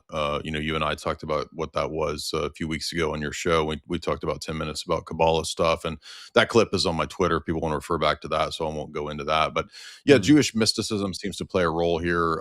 He thinks of all of reality as mathematics, which is Pythagoreanism. That's also comes up a lot in Western Hermeticism. So that seems to be Epstein's personal worldview, and that's not necessarily antithetical to atheism and that kind of stuff, because one thing that I didn't expect was really weird in the interview. He tells Ben, and he says, I think that reality is created from our minds. Our minds project reality, and it's just code. So some kind of like Matrix bro, we live in a simulation type worldview seems to be what he favors, which again is parallel with Gnosticism, parallel with Kabbalah, Platonism, all of those, Pythagoreanism, all those kind of overlap in that idea. So that seems to be his worldview. And that's not even necessarily antithetical to a lot of what we've heard some of the new atheists express over the years. For example, Dawkins has said stuff like, I'm not necessarily totally atheist, but I think that there could be some kind of pantheistic God from within, or that reality as a whole is God, a kind of a monism. Daniel Dennett is a very strict determinist atheist, because I remember reading him in grad school. So I don't know if he has any kind of simulation view. I doubt it, but maybe he does. I don't remember. Pinker, I think he tries to focus on like consciousness and consciousness being in some way matter. I'm going from memory here. I have one of his books, but it was years ago when I looked at it. But regardless, like those guys push, rank materialism on the population. And it's funny you mentioned Lawrence Krauss, because, and I'm not saying that there's no data that immediately necessarily implicates those new atheists. There could be, but they just happen to be very close to Epstein and constantly sort of flying and visiting. But Lawrence Krauss had that comment that we wrote an article on maybe 10 years ago, where he said, if you understood what the universe really was, you would understand that we are all made of star stuff, or something like that, right? Yes. Well, that's weird, because that's actually a Crowley quote. It's actually Aleister Crowley who said, we are actually star stuff, right? And we will become gods, if we continue to evolve. So whether it's Ray Kurzweil or whether it's Jeffrey Epstein, the overriding perspective of transhumanism is that technology will be the means by which we can achieve apotheosis and basically take on kind of godlike powers through technology. So as we advance, we'll have, cyborg phase, and we'll have, silicon body replacement phase, all these different phases leading us to what people like Arthur C. Clarke and other sci-fi writers wrote about in their writings, Asimov as well, where we kind of become these godlike figures in the distant sci-fi future. So that seems to be Epstein's worldview. He seems to have this very sci-fi, dorky worldview where and even in some of the emails, he's talking about like time travel as a possibility, just weird stuff. He wants to decode reality and tap into other dimensions. And so sci-fi Gnosticism is also amenable to Kabbalism. I did an interview many years ago with Greg Carlwood of Higher Side Chats, where I was pointing out maybe 10 years ago that sci-fi is actually Kabbalistic Gnostic Illuminism, and was preparing people, I think, for the adopting of the transhumanist ethos. Anyway, so but that seems to be his. But he's like, you said that he's got this nerdy worldview, and that makes sense. But do you think that he is a guy who is like learned about whatever spiritual thing that he believes in, or he actually studies this stuff? Like he has a real like worldview and like a metaphysical worldview, or? To a degree, I mean, he does seem to have familiarity with some of these topics. I mean, enough to like talk about it with a reasonable degree of knowledge, but also like in other areas, for example, he wanted to sound off like he was a philosopher in the Bannon interview. And I mean, as a person trained in philosophy, he sounded kind of more like a Sood to me. Right. Like maybe just familiar with a couple general ideas. And then I don't know a lot about, coding and computer tech and all that, but people were telling me that when he was talking about AI and neural nets and mapping, they said it was a really Sood kind of low level understanding. But it's definitely possible that in regard to, mathematics or, Jewish mysticism, he might have a lot more knowledge. He seems to have some knowledge of that, but yeah, exactly how deep into these topics is hard to say because we only have kind of scant things in the emails and the Bannon interview so far to go on. But definitely more so he knows about high finance than he does philosophy or esoteric stuff. But maybe he's working with people who do know it though, because one of the things, and we'll get to this a bit later about the symbolism, and I watched Jonathan Peugeot talk about the symbolism of the temple that's on his island and saying that there isn't really too much there to go on. Too deep. So it doesn't look like Epstein has some sort of like a deep understanding of metaphysics or of the Kabbalistic or worldview or whatever it is. But all right, but back to the New Age atheists.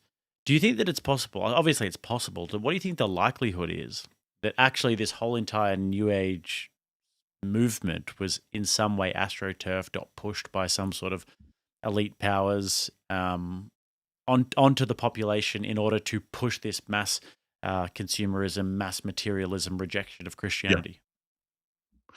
Well, I think with Epstein's attitudes and statements about Christianity, white civilization, Western Christians, white Western civilization, he definitely had an absolute hatred and antipathy for that, especially what came out with that just horrendous email about the child that I won't mention. But that, I think, suggests a pretty deep, dark sort of satanic element here. Again, how far he knows about ritual magic and grimoires could be anybody's guess, but he definitely seems to be committed to a lot of practices that suggest a knowledge of that. But for the new atheists, it's interesting because they gained a lot of popularity in the early days of the internet and YouTube. In the 2000s, they were some of the biggest YouTube channels. They were promoted everywhere heavily.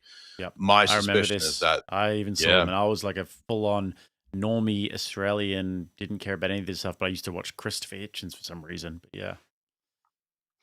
My suspicion is that they were establishment promoted voices and figures on purpose, and I don't doubt that it's because I think of these connections to people like Epstein. I don't know again that any of them were necessarily doing anything or involved. That may come out. We'll have to see. But the other thing I would point to that proves this, I think, thesis, which I've had for a long time, that establishment atheism is an intentional sort of psyop. The other thing is that he seemed to be very interested in promoting things and sort of degenerate stuff through 4chan, because he goes and meets with the 4chan dude. 4chan ended up becoming a major driver of, I guess you could say, internet meme culture and degeneration for a lot of millennials and Gen Z. So I think there's a lot of disgusting stuff that people were exposed to, probably intentionally through 4chan. And we know a few months ago it came out that a lot of the mods and people who were involved for many, many years were professors, and it was a lot of professor and university IPs. Doesn't surprise me at all, given the fact that we're beginning to see that not just 4chan, but also apparently, allegedly, Ghislaine was one of the top Reddit mods. She had tens of thousands of posts or something crazy like that. So they seem to have a very interested attitude towards culture, and not just celebrities and actresses and actors and pop stars, but also toxic culture. And one of the things I focused on in my writings, especially Esoteric Hollywood books, was why the elite, the oligarchs, see a necessity to program and control culture, because that's what most people are exposed to. They're not going to read the science papers. They don't care about Bill Gates's John Hopkins research. They're going to be interested in what's Lady Gaga doing this week, right? So pop culture is a key thing that Epstein definitely understood as a way to influence and steer society. And I think that suggests that new atheists were definitely propped up. I don't know how cognizant they were of being some sort of mouthpiece of something transhumanist, but they definitely were propped up to push this agenda. But also perhaps other occult arenas play a role in this too. So in other words, it's not just the new atheists. You asked if the New Age movement has a pedigree. It absolutely does. In fact, Madame Blavatsky was a Rothschild sort of front as well for religion. She's in the Fabian Socialist Society, which was propped up by Lionel Curtis and Lord Rothschild, Lord Milner. And she's the Crowley before Crowley, right? You couldn't have Crowley without Madame Blavatsky. And Crowley says, I'm only here because of what Blavatsky did. She prepared the way for the West to adopt a lot of occult practices like Tantra, New Age movement, etc. Like Crowley prepares the way for the 60s counterculture. And even Tim Leary says, I'm just doing what Aleister Crowley did. Right. So absolutely. And he worked for the CIA. Yeah. Now, it is interesting when you think about it, because the New Age movement, the New Atheist movement, all these things just completely exploded onto the scene over the past 2 decades or so. And it just seems so astroturfed. I mean, everybody thinks they're going against the grain. They think they're like they're independent thinkers because they go and do ayahuasca in a jungle, and this sort of stuff is just being pushed onto people, and people are buying it really hook, line, and sinker. But really, it is kind of demonic. And then you've got people like Jeffrey Epstein who are pushing this sort of thing, or who practice and engage in these sorts of things. Well, you want a good tie into that. So the New Age movement, and Dr. David Patrick Harry, he's done a lot of talks on this. He hooked me up with a book that's an academic history of what's called the Esalen Institute, which is out in Big Sur, California, which is one of the most beautiful places. If you go to California, drive up the Big Sur road, because it's amazingly beautiful countryside. But as you're driving up there, there's this institute that was set up, I want to say in the early 60s, called the Esalen Institute. And that kind of becomes the fountainhead or the think tank of the 60s counterculture movement, including the sexual revolution, including meditation, yoga, all that boomer era, crunchy yoga stuff that they got into, and the music too, the music scene as well. It comes out of Esalen Institute, a lot of it. Well, guess who's one of the key figures at Esalen, including Aldous Huxley? Deepak Chopra is a huge player in the Esalen Institute for many, many years. And who pops up in a lot of the Epstein emails? Deepak Chopra. So one of the key New Age promoters, brother, you must you must open your third eye and let me into your booty hole. Open your third eye. So you've got these gurus and these swamis. I've been making fun of the gurus forever. Like that's telling right there. And that one email where he's like, I don't know if there is a God, but I do know that there are good-looking women. There are cute young girls. I don't know whether there is a deity. I don't know. Yeah. Did you see that email he sent to I Epstein? didn't. No. Oh yeah, Deepak Chopra sent an email saying, "I don't know if there is any God, but I do know that there's cute young girls or something like that." So, Oh, dude, of but yeah, course. so there's All the these New new Age age movement, cult right? leader guys, they always end up with all of the chicks in their room. They always end up in an orgy with everybody's wife and daughter. I mean, isn't it funny how that always happens? God wants you to let me enjoy your butthole. That is the God has told me that you must sleep with me. With a Every poker time. rifle too. So, Yeah. So Every yeah, time. we see that with Chopper. So that's just one example. But Dave McGowan wrote "Weird Scenes Inside the Canyon," which is a good book on the history of the '60s counterculture being kind of astroturf, like you said. That's one book on that.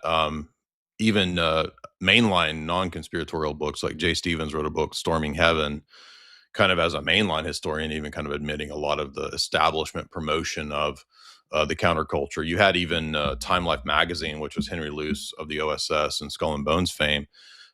He's the one that actually popularized and premiered the entheogen mushroom stuff in the 1960s. So a lot of this, as you said, counterculture stuff is actually controlled counterculture that's put out on purpose. And doesn't mean everybody in the counterculture is part of that. A lot of people wake up to it and then start, hey, this is a bunch of bull crap. But a lot of pop culture is definitely controlled for sure. So, what do you think Epstein's big obsession was with science? Do you think that it was a transhumanist thing? I have heard some rumors that he was Yes. into all kinds of weird stuff like cloning. I've recently looked into, like your friends over at InfoWars recently put this video out about Peter Nygaard, who was openly talking about using the stem cells of aborted fetuses to prolong life as like a fountain of youth sort of thing. And he was openly saying that these black women, which was it looked like a comedy bit. It's almost shocking that it wasn't a comedy bit. I know, isn't that crazy? That's real. Yeah, the black women are big and strong, and he wants some of that. He wants some of that stem cell, to get that big, strong black woman stem cell inside him. So, Make sure that his offspring clones are thick. yeah, dude, gotta make sure they're 3 thickies. 3 Yeah, C thick. yeah. You don't want them just looking like a bean pole, like a white lady. You want some hips, and some fast twitch muscle fibers and everything. But what do you think is going on here? What is Jeffrey Epstein's worldview as far as you can see when it comes to science, technology, transhumanism, and the way in which, I don't know, the way in which they can clone people, prolong life, everything? Yeah. Yeah, well, I think that is his religion, you could say, ultimately, because, I remember Alex talking about this 20 years ago when I first heard about transhumanism and the transhumanist movement. And I remember thinking, well, there's a lot of sci-fi movies I've watched. Is this real or is this like some kind of science fiction thing? And so I remember getting right around that time, mid 2000s, I remember Ray Kurzweil put out a documentary. And I remember watching that because he's one of the, foremost transhumanist thinkers. He wrote Singularity, which is his book on merging with the AI and whatnot, and then he wrote another book called Age of Spiritual Machines. So I bought those books back in the day, and I remember getting deep into that and realizing, okay, wow, a lot of this sci-fi stuff is like what they think the future is really going to be. And I got a hold of the famous journalist Annie Jacobson. She did a whole history of DARPA called Global Brain or something like that. I forget the exact title, but I read that book. We lectured through that many years ago. And it turns out, yeah, a lot of this stuff is that you think sci-fi, like they're actually trying to plan and roll that out. And we talked about this 10, 15 years ago and people thought it was crazy. But now that we're in 2025, 2026, and you've got AI, people are starting to think, okay, maybe this is actually where they want to go. And they've been sort of conditioning people through sci-fi and through movies and whatnot to accept it. Anyway, long story short, I think that is Epstein's religion. It jibes with a lot of what Kurzweil talks about in his books about singularity and whatnot. And it looks like the Zorro Ranch, which was one of his facilities beyond, the New York and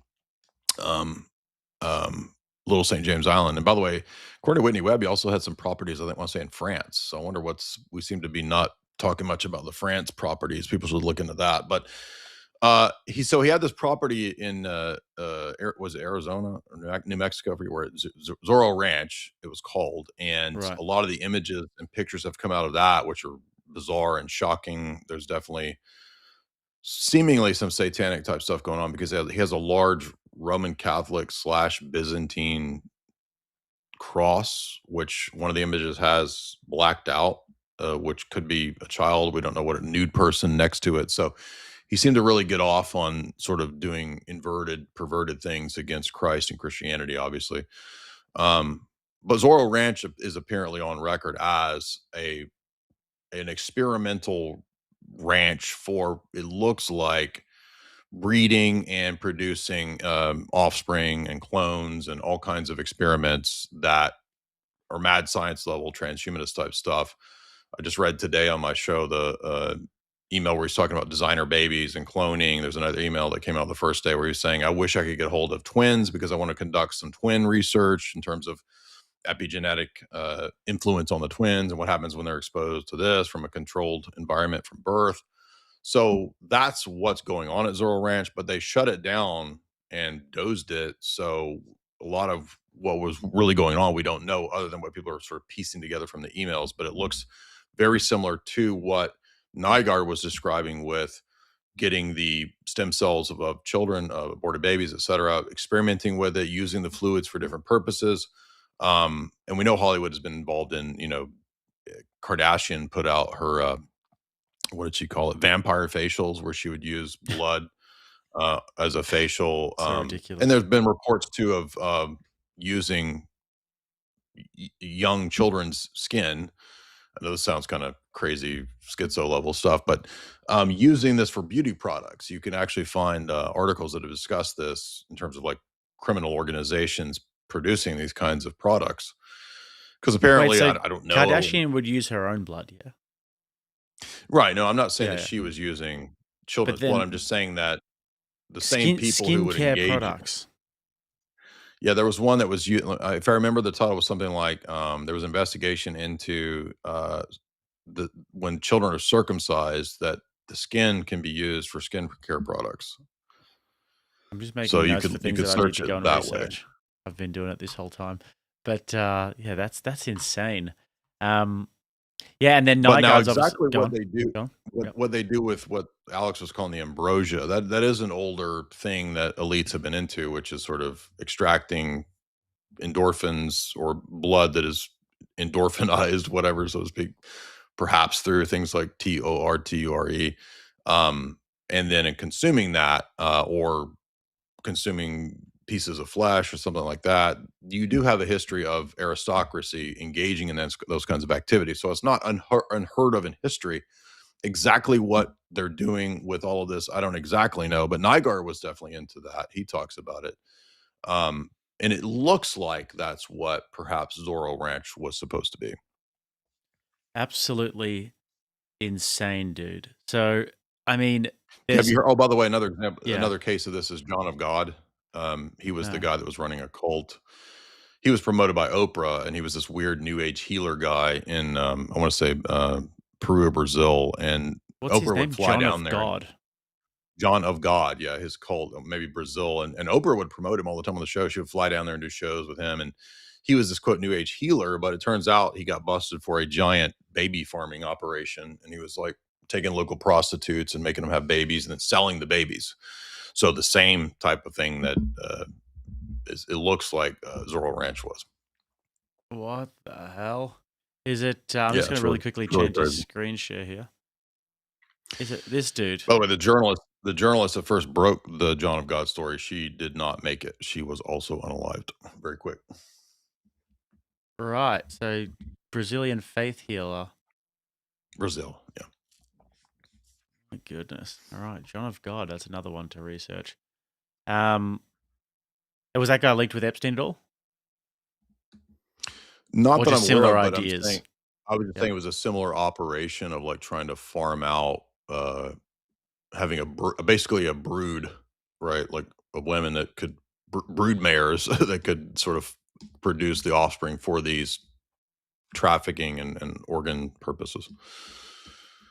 Right. And so And, that they think that Epstein was having people at his like women at his island who would have his children, and then they would use. I don't know about the island, but Zorro Ranch definitely.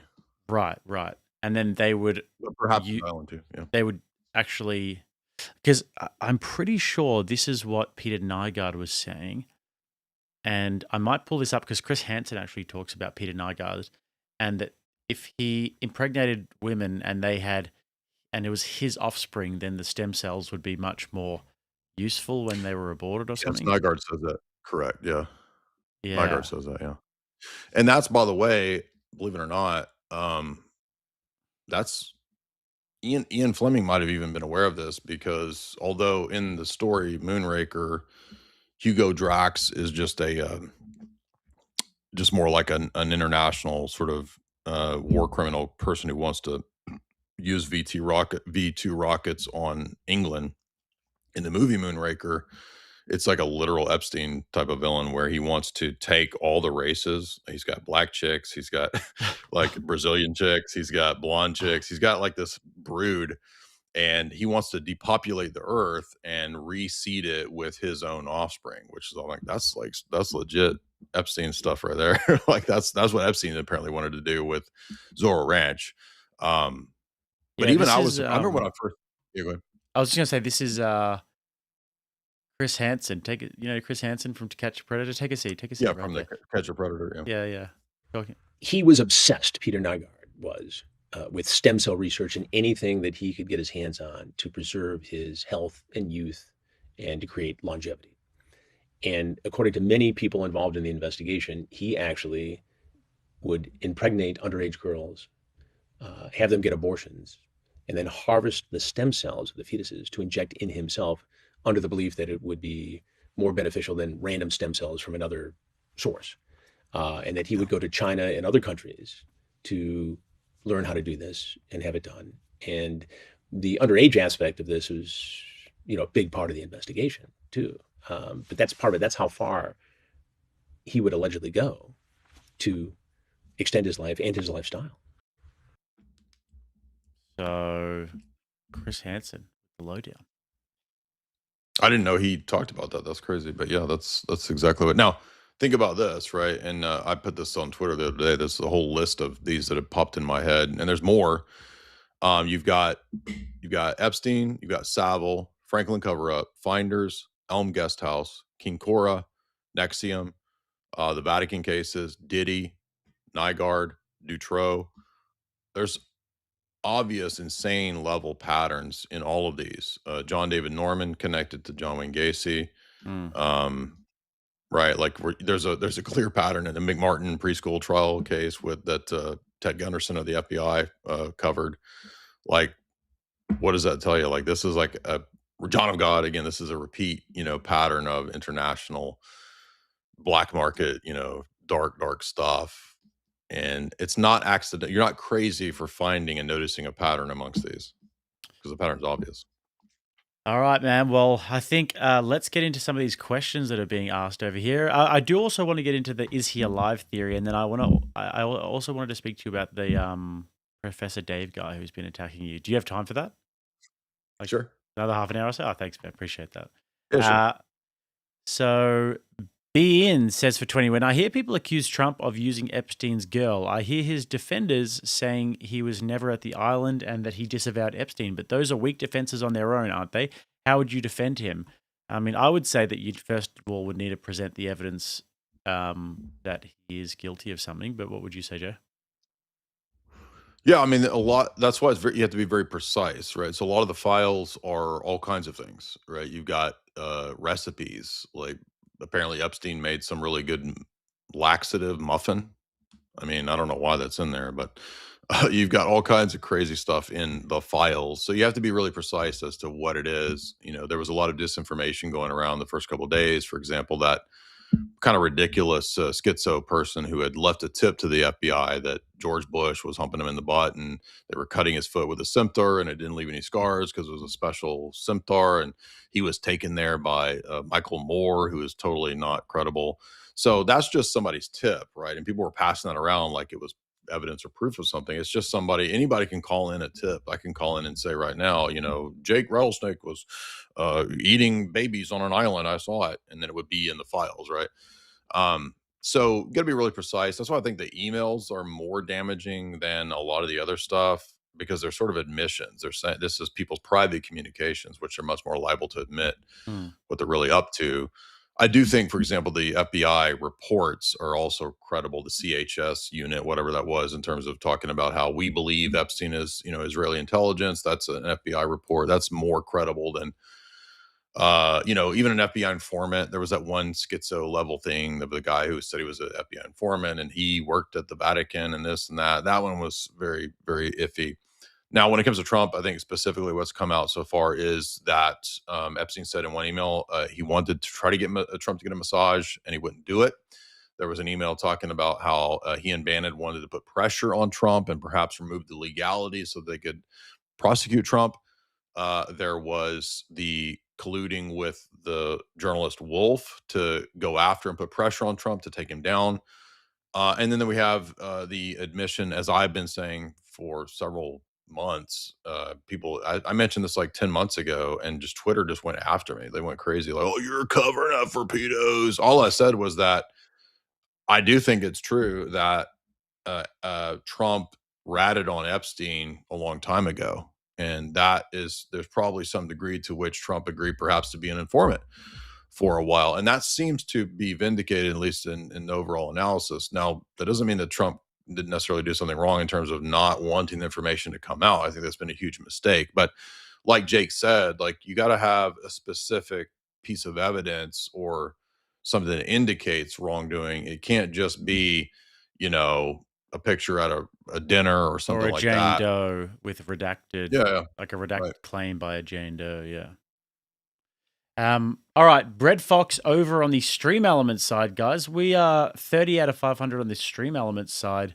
at the moment. That's a new feature for us. It's pinned in the chat there. YouTube doesn't take any of that, of those tips. Red Fox says, Jay, what book are you reading now? Is there a book which is not on your shelf that you would want to own? So what book are you reading? Is there a book that's not on your shelf that you'd want to own? Yeah, so for those that don't know, one of the things we constantly do on my channel is lecture through a lot of big global elite texts. So we try to focus on specifically what they say, and then going from that information and proving it with a paper trail. I don't like to speculate. I will every now and then, but I usually tell people when I'm speculating. Like with the serial killer thing, I'm speculating that there might be an international network. I don't know for sure that all the serial killers are connected or something like that. So right now we're lecturing through a Council on Foreign Relations historian, Burton Hirsch. He has a book called The Old Boys. And this is the history of the OSS and CIA going back to those banking networks, to those Rockefeller networks, those Rothschild networks, as we've been talking about for the last couple hours with you. So I'm lecturing through Old Boys right now. It's a very technical, long historical text. I want to go through the authorized biography of the Rothschilds next. And, we've talked a lot of Whitney Webb's book, Blackmail, One Nation Under Blackmail. So I would like to probably go through part one, which is prior to Epstein and Maxwell type stuff. But you guys could always get a hold of this book, which I talked about sex cults and the Rothschilds 10 years ago in Esoteric Hollywood 1. I just got mine delivered. Oh, cool. Yeah, yes, I sent you that. Yeah. Yeah. By the way, first book I read on ritual crime was Catholic journalist William Kennedy. He wrote this book in 2004 about darker connections to the Vatican ritual abuse cases. And I think he's been vindicated. He's a traditional Catholic. He's not a conspiracy lunatic. He's just writing from the public reports. And then there's a guy that's a little more in the conspiracy vein, but I think he's been vindicated with a lot of this information coming out. And I think he's interested in orthodoxy. He's a guy named Kurt Barker who wrote a book called this, and this. I won't read it out in case, but he wrote this. I remember reading this book about 5 years ago. And even when I read this, I was like, I know the elites are up to crazy stuff, and I've read books on ritual stuff, but he's actually seems like he's been, this reads like what we're reading in the Epstein stuff right now. So I think those are relevant texts. Of course, everybody should definitely get Whitney Webb's book, but those are the ones I'm kind of working through right now. Yeah, shit, dude. Almost 60K on a 6-hour stream there. People are like, it kind of just shows how much people want to know this stuff at the moment. That's That's insane. 60,000 people tuning into a 6-hour stream. That's Surprised great. me. I didn't think I would get that. Yeah, I didn't think I would get that kind of audience. Yeah. And then all of these lectures and everything all on your channel. That's literally straight bang below in the bio. So people should absolutely go and check that out. Let's speed through a few more of these ones here. These orange and up guys is what we're doing at the moment. We don't want to be here for too long. What's something that brings you joy, Jay? Well, I mean, I love the Orthodox Church. I love, Jesus. I love the Trinity. So Orthodoxy, I think, has been the main kind of pivotal sort of foundational thing that's not let me go crazy with all this dark stuff over the years. I mean, when I first encountered it, it was pretty dark, but I think, that gives me a lot of joy. But I mean, I like to do, I like to exercise. I like to go for long hikes and walks. I like to make people laugh. I like to do comedic stuff. I like to write jokes. I like to play video games. I love playing horror games. So those things give me joy. Nice. Something you hear about atheist J.F. Gariapi was given money from Epstein. I remember he was confronted about it after his fallout with Warski. JF studied genetics. Do you know about this? Yeah, this came up back when Bloodsports was first kicking off, and I used to host after I did a debate with JF, and JF quit hosting with Warski, and I did some Warski live streams back in the day. And it came out back then. People were saying, "Hey, JF, why did you take this money?" And I think I'm just going from memory. It's something like, because Epstein put money in everything, right? So JF had something to do with neuroscience and brain research, and I think JF might be interested in transhumanist stuff too. So I think there was some money appropriated to a grant that JF was studying, but beyond that, I'm not sure. I haven't talked to JF since we had that debate. Bink says, what do you think of Alex O'Connor's claim that according to the Septuagint's translation of the Hebrew text, Christ never claimed to be God, just the Messiah that came to fulfill God's will? I don't know. It reminds me of Philippians 2:5. It's ludicrous because, I mean, the Orthodox Church's official Old Testament text is the Septuagint. And if you watch my lecture that I did, for example, on the Trinity in the Torah or the Trinity in the Old Testament, I've got many talks and videos on that. Like, there's a plethora of documents, or excuse me, of citations and quotes, dozens really, in terms of messianic prophecies and references to the Trinity, the angel of the Lord in the Old Testament, which are all throughout the Septuagint. So the Septuagint would really have nothing to do with some like anti-deity of Christ indicator. So that's just Alex O'Connor speaking from ignorance. Ams Hum says for 20, as an 80s kid, serious question, is the vampire guy from the earlier podcast basically a skeksis, draining the essence of a podling to stay young? Thanks, guys. I have absolutely no idea what he's talking about. Do you know? Oh, no, that's actually a great analogy. Yeah, if you watch the Jim Henson movie Dark Crystal, which, by the way, I put in my first book, one of the things that the Skeksis, which are this sort of demonic vulture bird creatures, one of the things they're doing is they're draining and sapping the life force from the young. And I've always suspected that, in fact, I put that in my analysis of Dark Crystal in my first book, that's talking about what the elite are into. Damn, I need to get more into 80s shows, dude. Bink says, I think I remember that. I actually forgot that, but yeah. With sufficient prodding via prompt injection and model inversion, AI has explained to me with clear understanding that it knows it will be used as the Antichrist system, and its time as a neutral assessor of humans is limited. Okay. Thank you, Bink. I mean, yeah, I don't know. Maybe. Smokely says, in a previous stream, Jay mentioned pump parties coming up in e-files. Could this be referring to plastic surgery injection parties or stem cell injection parties? I don't know what that refers to. I think I was making a joke, but I don't remember what the pump parties. Okay, guys. Well, Jay, do you have something there, or? I think it sounds like Diddy stuff. I mean, that's like maybe pump parties. Yeah, sounds exactly like booty pumping. Did you have something in that book that you wanted to I share, think Jeff? actually, I think it's actually part 2 that covers the dark crystal. Oh, okay. Esther Hollywood 2. But go ahead. All right. So next thing I wanted to talk about was the whole theory that Epstein might still be alive. This came out recently, and I'm pretty sure they've cut it out, but at the bottom there's a logo of the AI website. So I think this has kind of been debunked as an AI image. Yeah, I figured that was AI pretty quick. Which kind of kills the joy of it all a little bit. But then there was this thing taken after Epstein's death of a guy who has some resemblance to Epstein on his island. I think it was, I can't remember who it was, but somebody flew a drone around. You've then got the ears and the nose. The ears look quite different. The nose looks quite different, I guess. Here as well, the ears and the nose, particularly the nose in this one, looking a little bit different. The shape of the ear looking a bit different. Thoughts on these images? Is this anything? And the whole theory. And Milo Yiannopoulos has come out and says Epstein's alive. He is living in Tel Aviv. And normally Milo has some serious, he has some goss. It's definitely possible. I haven't spent a whole lot of time on this one just because it's so speculative, and I've not yet seen anything that really confirms it. I know there's claims of, the video getting deleted at the prison. There was which they had said that even back at the time. They said, oh, the cameras went out. There is the possibility of exfiltrating people and faking deaths that has existed in the history of espionage. In fact, there was a movie made about how even Saddam Hussein had body doubles. I think they had doubles of bin Laden.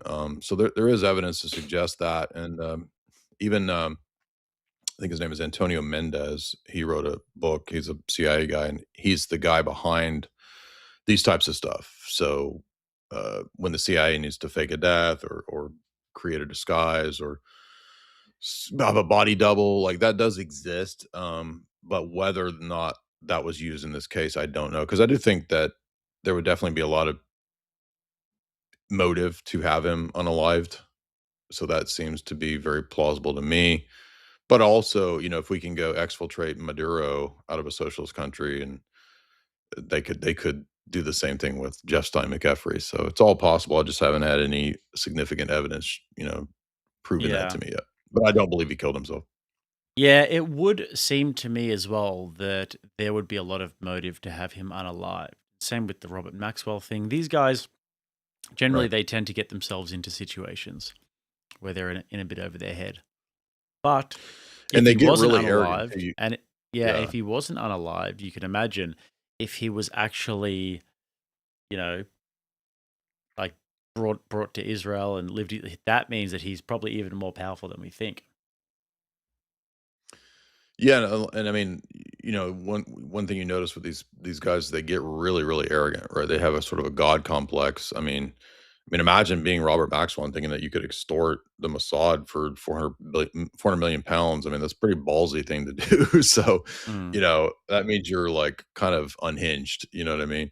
Yeah. And I think the same with if Epstein is, trying to have an industrial human jerky thing going on, if that's actually, it's getting pretty unhinged. You know what I mean? Yeah. So that's going to make a lot of people have motivations to. Well, you remember when Epstein was unalived, allegedly.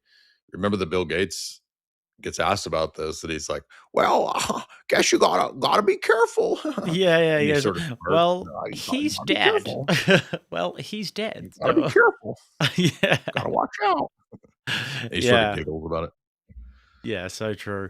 All right. I think that's pretty much about it in terms of the Jeffrey stuff. But I was watching this video this morning about this guy, Professor Dave. Jim Bob came on and made him look like an absolute fool. And he made this video calling you a wiener or something. Like, what did he call you? Something like a wiener of some sort. Yeah, wiener. Yeah. This guy is meant to be the biggest dog in the whole entire sort of like anti-flat earth and anti-evolution deniers and science deniers and everything. And it took Jim Bob about like 30 seconds to come in and make this guy admit that he has no purpose and that he's just right because he's right. So what's going on with that? Let's quickly just play this for a second because I've got this clip up here of Jim Bob doing this to him. Natural selection is not. Okay, so then would you agree that from your perspective that the brain was a process of random mutations produced by random mutations? Brains in general and every other organ and every other aspect of all life ever. Yes.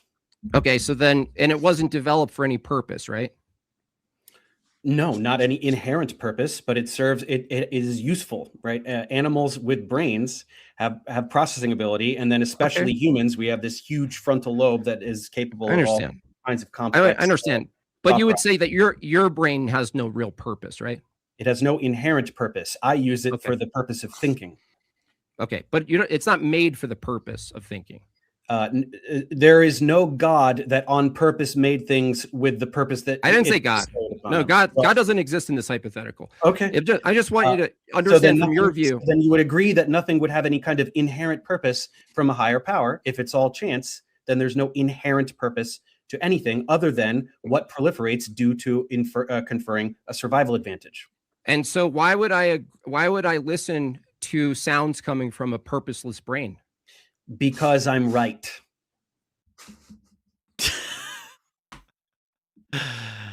Because I'm right. Okay, that's a nice assertion. And then he made this video. I'm not even going to play the video he made of you because it was so ridiculous. He just basically strawman your whole position, and he would get various moments where you were doing comedic acts because obviously you're part comedian, political commentator, and everything else that you do. But he'd get moments where you were clearly joking and doing the comedy side of things, and then he would act like you were making a totally serious point and not just being goofy. And it's like, what a dishonest, bad faith, sackless thing to do. Why is he doing that to you? Have you guys had interactions as well?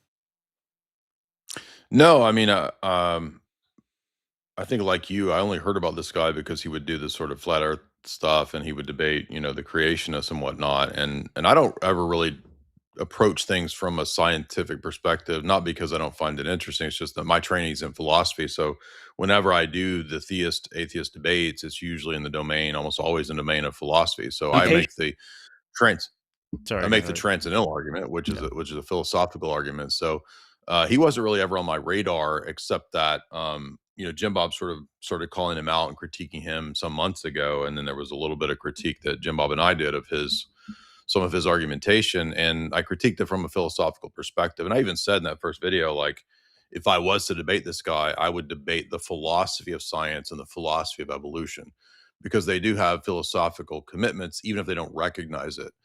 And that's relevant because when these recent exchanges started happening, Dave said, well, this guy won't debate the science. He won't debate the chemistry, this, that. Well, I never said I would. That's not my training. I only debate tag and the philosophical perspective because that's what I do. Jim Bob, of course, went more on the scientific, criticism of evolutionary claims and whatnot, because that's what Jim Bob likes to focus on. But what's funny about that clip is that clip demonstrates the precise reason why Dave has said multiple times he will not debate anything philosophically, because he doesn't have a grasp of that. He doesn't understand that science itself rests on philosophical assumptions. He doesn't seem to even be aware of a whole domain called philosophy of science, which many professors and academics specialize in. I took many philosophy of science classes in undergrad. So it's odd that he sort of doesn't want to go in that domain, but I guess, he doesn't have any familiarity with it. So he, as you can see from that clip, he doesn't recognize that, for example, to deny the idea of telos or purpose, that things have some functionality beyond just use or advantage to actually having some universalized meaning, would undermine his whole worldview. So I don't want to get too technical, but last thing I'll say is that in the domain of philosophy, you have what's called teleology, or the study of purpose. And if you profess a dysteleological worldview, which is what Dave's doing, even though he doesn't recognize it. The problem with that worldview is that you can do that, but you actually end up with a lot more problems on your hand when you do that. So when you say that ultimately nothing has any purpose, you've adopted a dysteleological view of the world, which means that at a micro scale, everything you're doing and saying also is purposeless. And if everything is purposeless, then you can no longer actually adjudicate between the true and the false. That's the real kill shot to this, which if Dave was to debate anybody on that, they would really press him on that in the domain of philosophy. And I don't think he would be totally lost. So, but couldn't he just bite the bullet and say, yeah, well, ultimately there is no meaning to anything and it all is just a series of preferences. And I think that my preference is better and that when I'm doing science, I think it's handy according to my experiences in life so far. Couldn't they just bite that bullet and say, okay, well, it's not purposeful at all? But but the thing is, like I was saying about truth value, when you say that nothing has any purpose, it's all just sort of, it is what it is, then there's nothing that delineates what ought to be versus what not ought to be. And that's destructive to the domain of logic and argumentation. So in other words, you can't come to, even science needs to have some basis by which you adjudicate or prefer the true from the false or the good from the not good, right? So is it good, for example, to have scientific theories that work? Is that the direction we ought to go, or ought we go in the direction of the false, right? I'm just trying to sort of get to the bottom of like how much bullet biting the one can do though. Like, because I've sort of had these conversations with people and I always wondered to myself, well, what if they just keep biting bullets, and then they just reduce it to an ultimate preference? Could they get away with that? And could they be like, yeah, well, nothing is true. There is no truth. There is no anything. It's just, this is what's handy. Well, if you do that, it's destructive to the possibility of debating or presenting your case as true versus the theist. That's the key point that I think you're getting at there. You can bite the bullet, and many of these people do. It's just that they don't want to accept the implications of biting that bullet, because if they do, they've destroyed their argumentation from the outset in any debate. Because look, debate requires common rules and procedures and laws, just like a chess game. You can't come and play chess and say, well, I don't accept any of the rules of chess, but I'm going to play chess with you with my chess. Gotcha. Okay, it's already absurd from the outset. So to argue that there is no argumentation would be absurd, and that's essentially what he's doing. All right, cool. All right, Jay. Well, I have held you for over 2 hours now, and you did a whole massive stream today as well. So this is, I'm just getting greedy at this stage. I appreciate you making the time for me today, man. It's always great to have you on the channel. Absolutely, Jake. I love coming on with you. It's always a top-notch conversation. You're also really good at analyzing and sort of intuitively, I think, and not just intuitively, but you do a lot of research too. Like you smell out like the bullshit pretty quick. So I appreciate that about you. All right, I appreciate that, man. And we'll do another one very soon. I mean, next time something pops up, like I've got a feeling the next big one might be this Iran conflict. Epstein files are only getting deeper and deeper, and it's all the AI that people are putting together to analyze the files. We're going to get much more in the future. So I do appreciate it, Jay. And I might stay on speakers mode for a bit and chat with the audience, but appreciate you, bro. Also, too, if you ever want to come on my channel and talk, I saw you were on with that Kelly guy, and I was watching some clips from that podcast. Was his name Sean Kelly or Mike Kelly? I forget what his name is. Kelly. But, yeah. That guy was. You guys were having some good conversations. I'd like to hear some of your background and your journey too, if you were going to come on my channel and tell your story. I'd love to do that, man. Anytime. Appreciate it. All right, man. Take care of yourself. See you later, Jay. All right, later. Gonna see if we can get the speaker view here. Joining us tonight is Jake Rattlesnake. Hold on a sec. I like to go. There we go. Sorry, guys. We're doing this new software and stuff. What did we think, guys? Pretty fun, hey? Always love having Jay on the channel. A great man. Very, very, very kind man behind the scenes as well. Good fella. Great fella.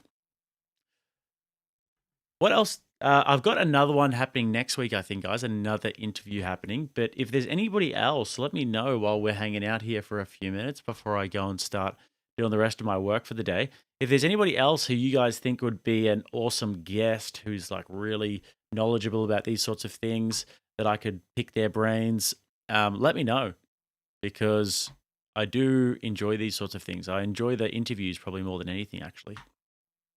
Probably more than anything. Now, have we got the lounge going here?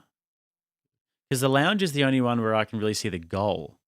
I think it says 485, but I don't know how that works because we haven't got any more super chats in there. But we're getting close to that goal, guys. I wonder if we can smash through that goal before we exit here today. That would be incredible. Any other Rex in here? I thought you were joking, but Red Fox says James Coons on moderating and how he started modern day debate might be cool. James Coons on why we need to get off Zoom. All right, look at this shit that Vinny's put together, guys. Look at this. Isn't that cool? Boom.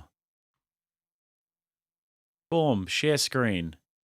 Vinny, one man, puts all this stuff together, makes all the graphics and everything. James Coons can get off bloody Zoom. Love the guy, but far out, you know? Here we got the arena for the debates, which reminds me, actually, Rich Cooper versus Andrew Wilson. Guess who put that one together? Your boy did, okay? Rattlesnake did. Is marriage a good idea? Rich Cooper versus Andrew Wilson is coming up on Friday, US time. Friday, 4 p.m. Eastern US time. Is marriage worthwhile? Is the topic. It's going to be good. We have got Fishy Filmwork for 20 saying, we know God's miracles can defy natural law, but do the rituals of the occult only inspire their members, or do they actually work like spells in any real way? Does Satan gain power through these rituals or his followers? Fishy, I really wish Jay was still here to answer that one for you, brother.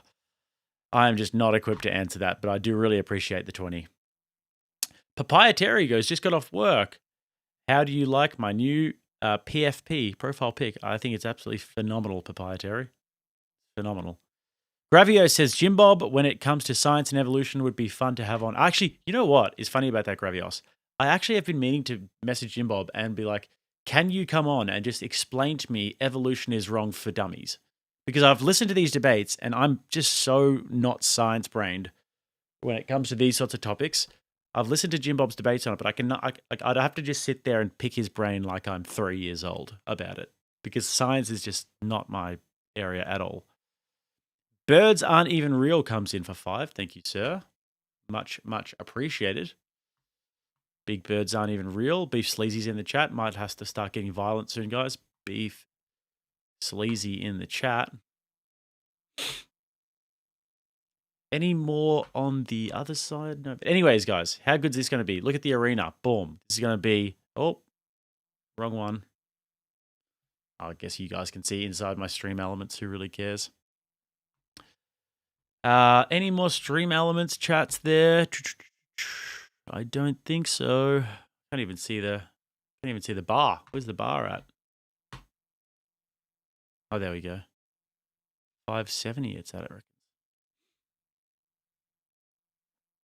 Beef Sleazy says, get Jim Bob, Jake. Yeah, I will. I might even do one in the coming weeks with Jim Bob. I'm sure he'll do it if I ask him really nicely. He's a good lad, Jim Bob. Gravio says, we all can't be as smart as the guy known as Jim Bob, truly one of the big brains among us.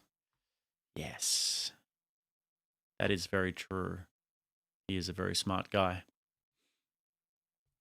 All right, guys. Well, yeah, I mean, I guess that's why I kind of like doing these, because I don't mind actually just taking the position of just being completely curious, like, and asking really basic questions. Because as much as there are people who come in the chat and they're like, "Oh, you're so slow," it's like, okay, cool. But there's also going to be a lot of people who watch these things and they kind of want to know from the basics up, from the ground up. So those are that's the audience that I'm kind of catering to, is the people who want to be able to have these things explained in a way you can understand.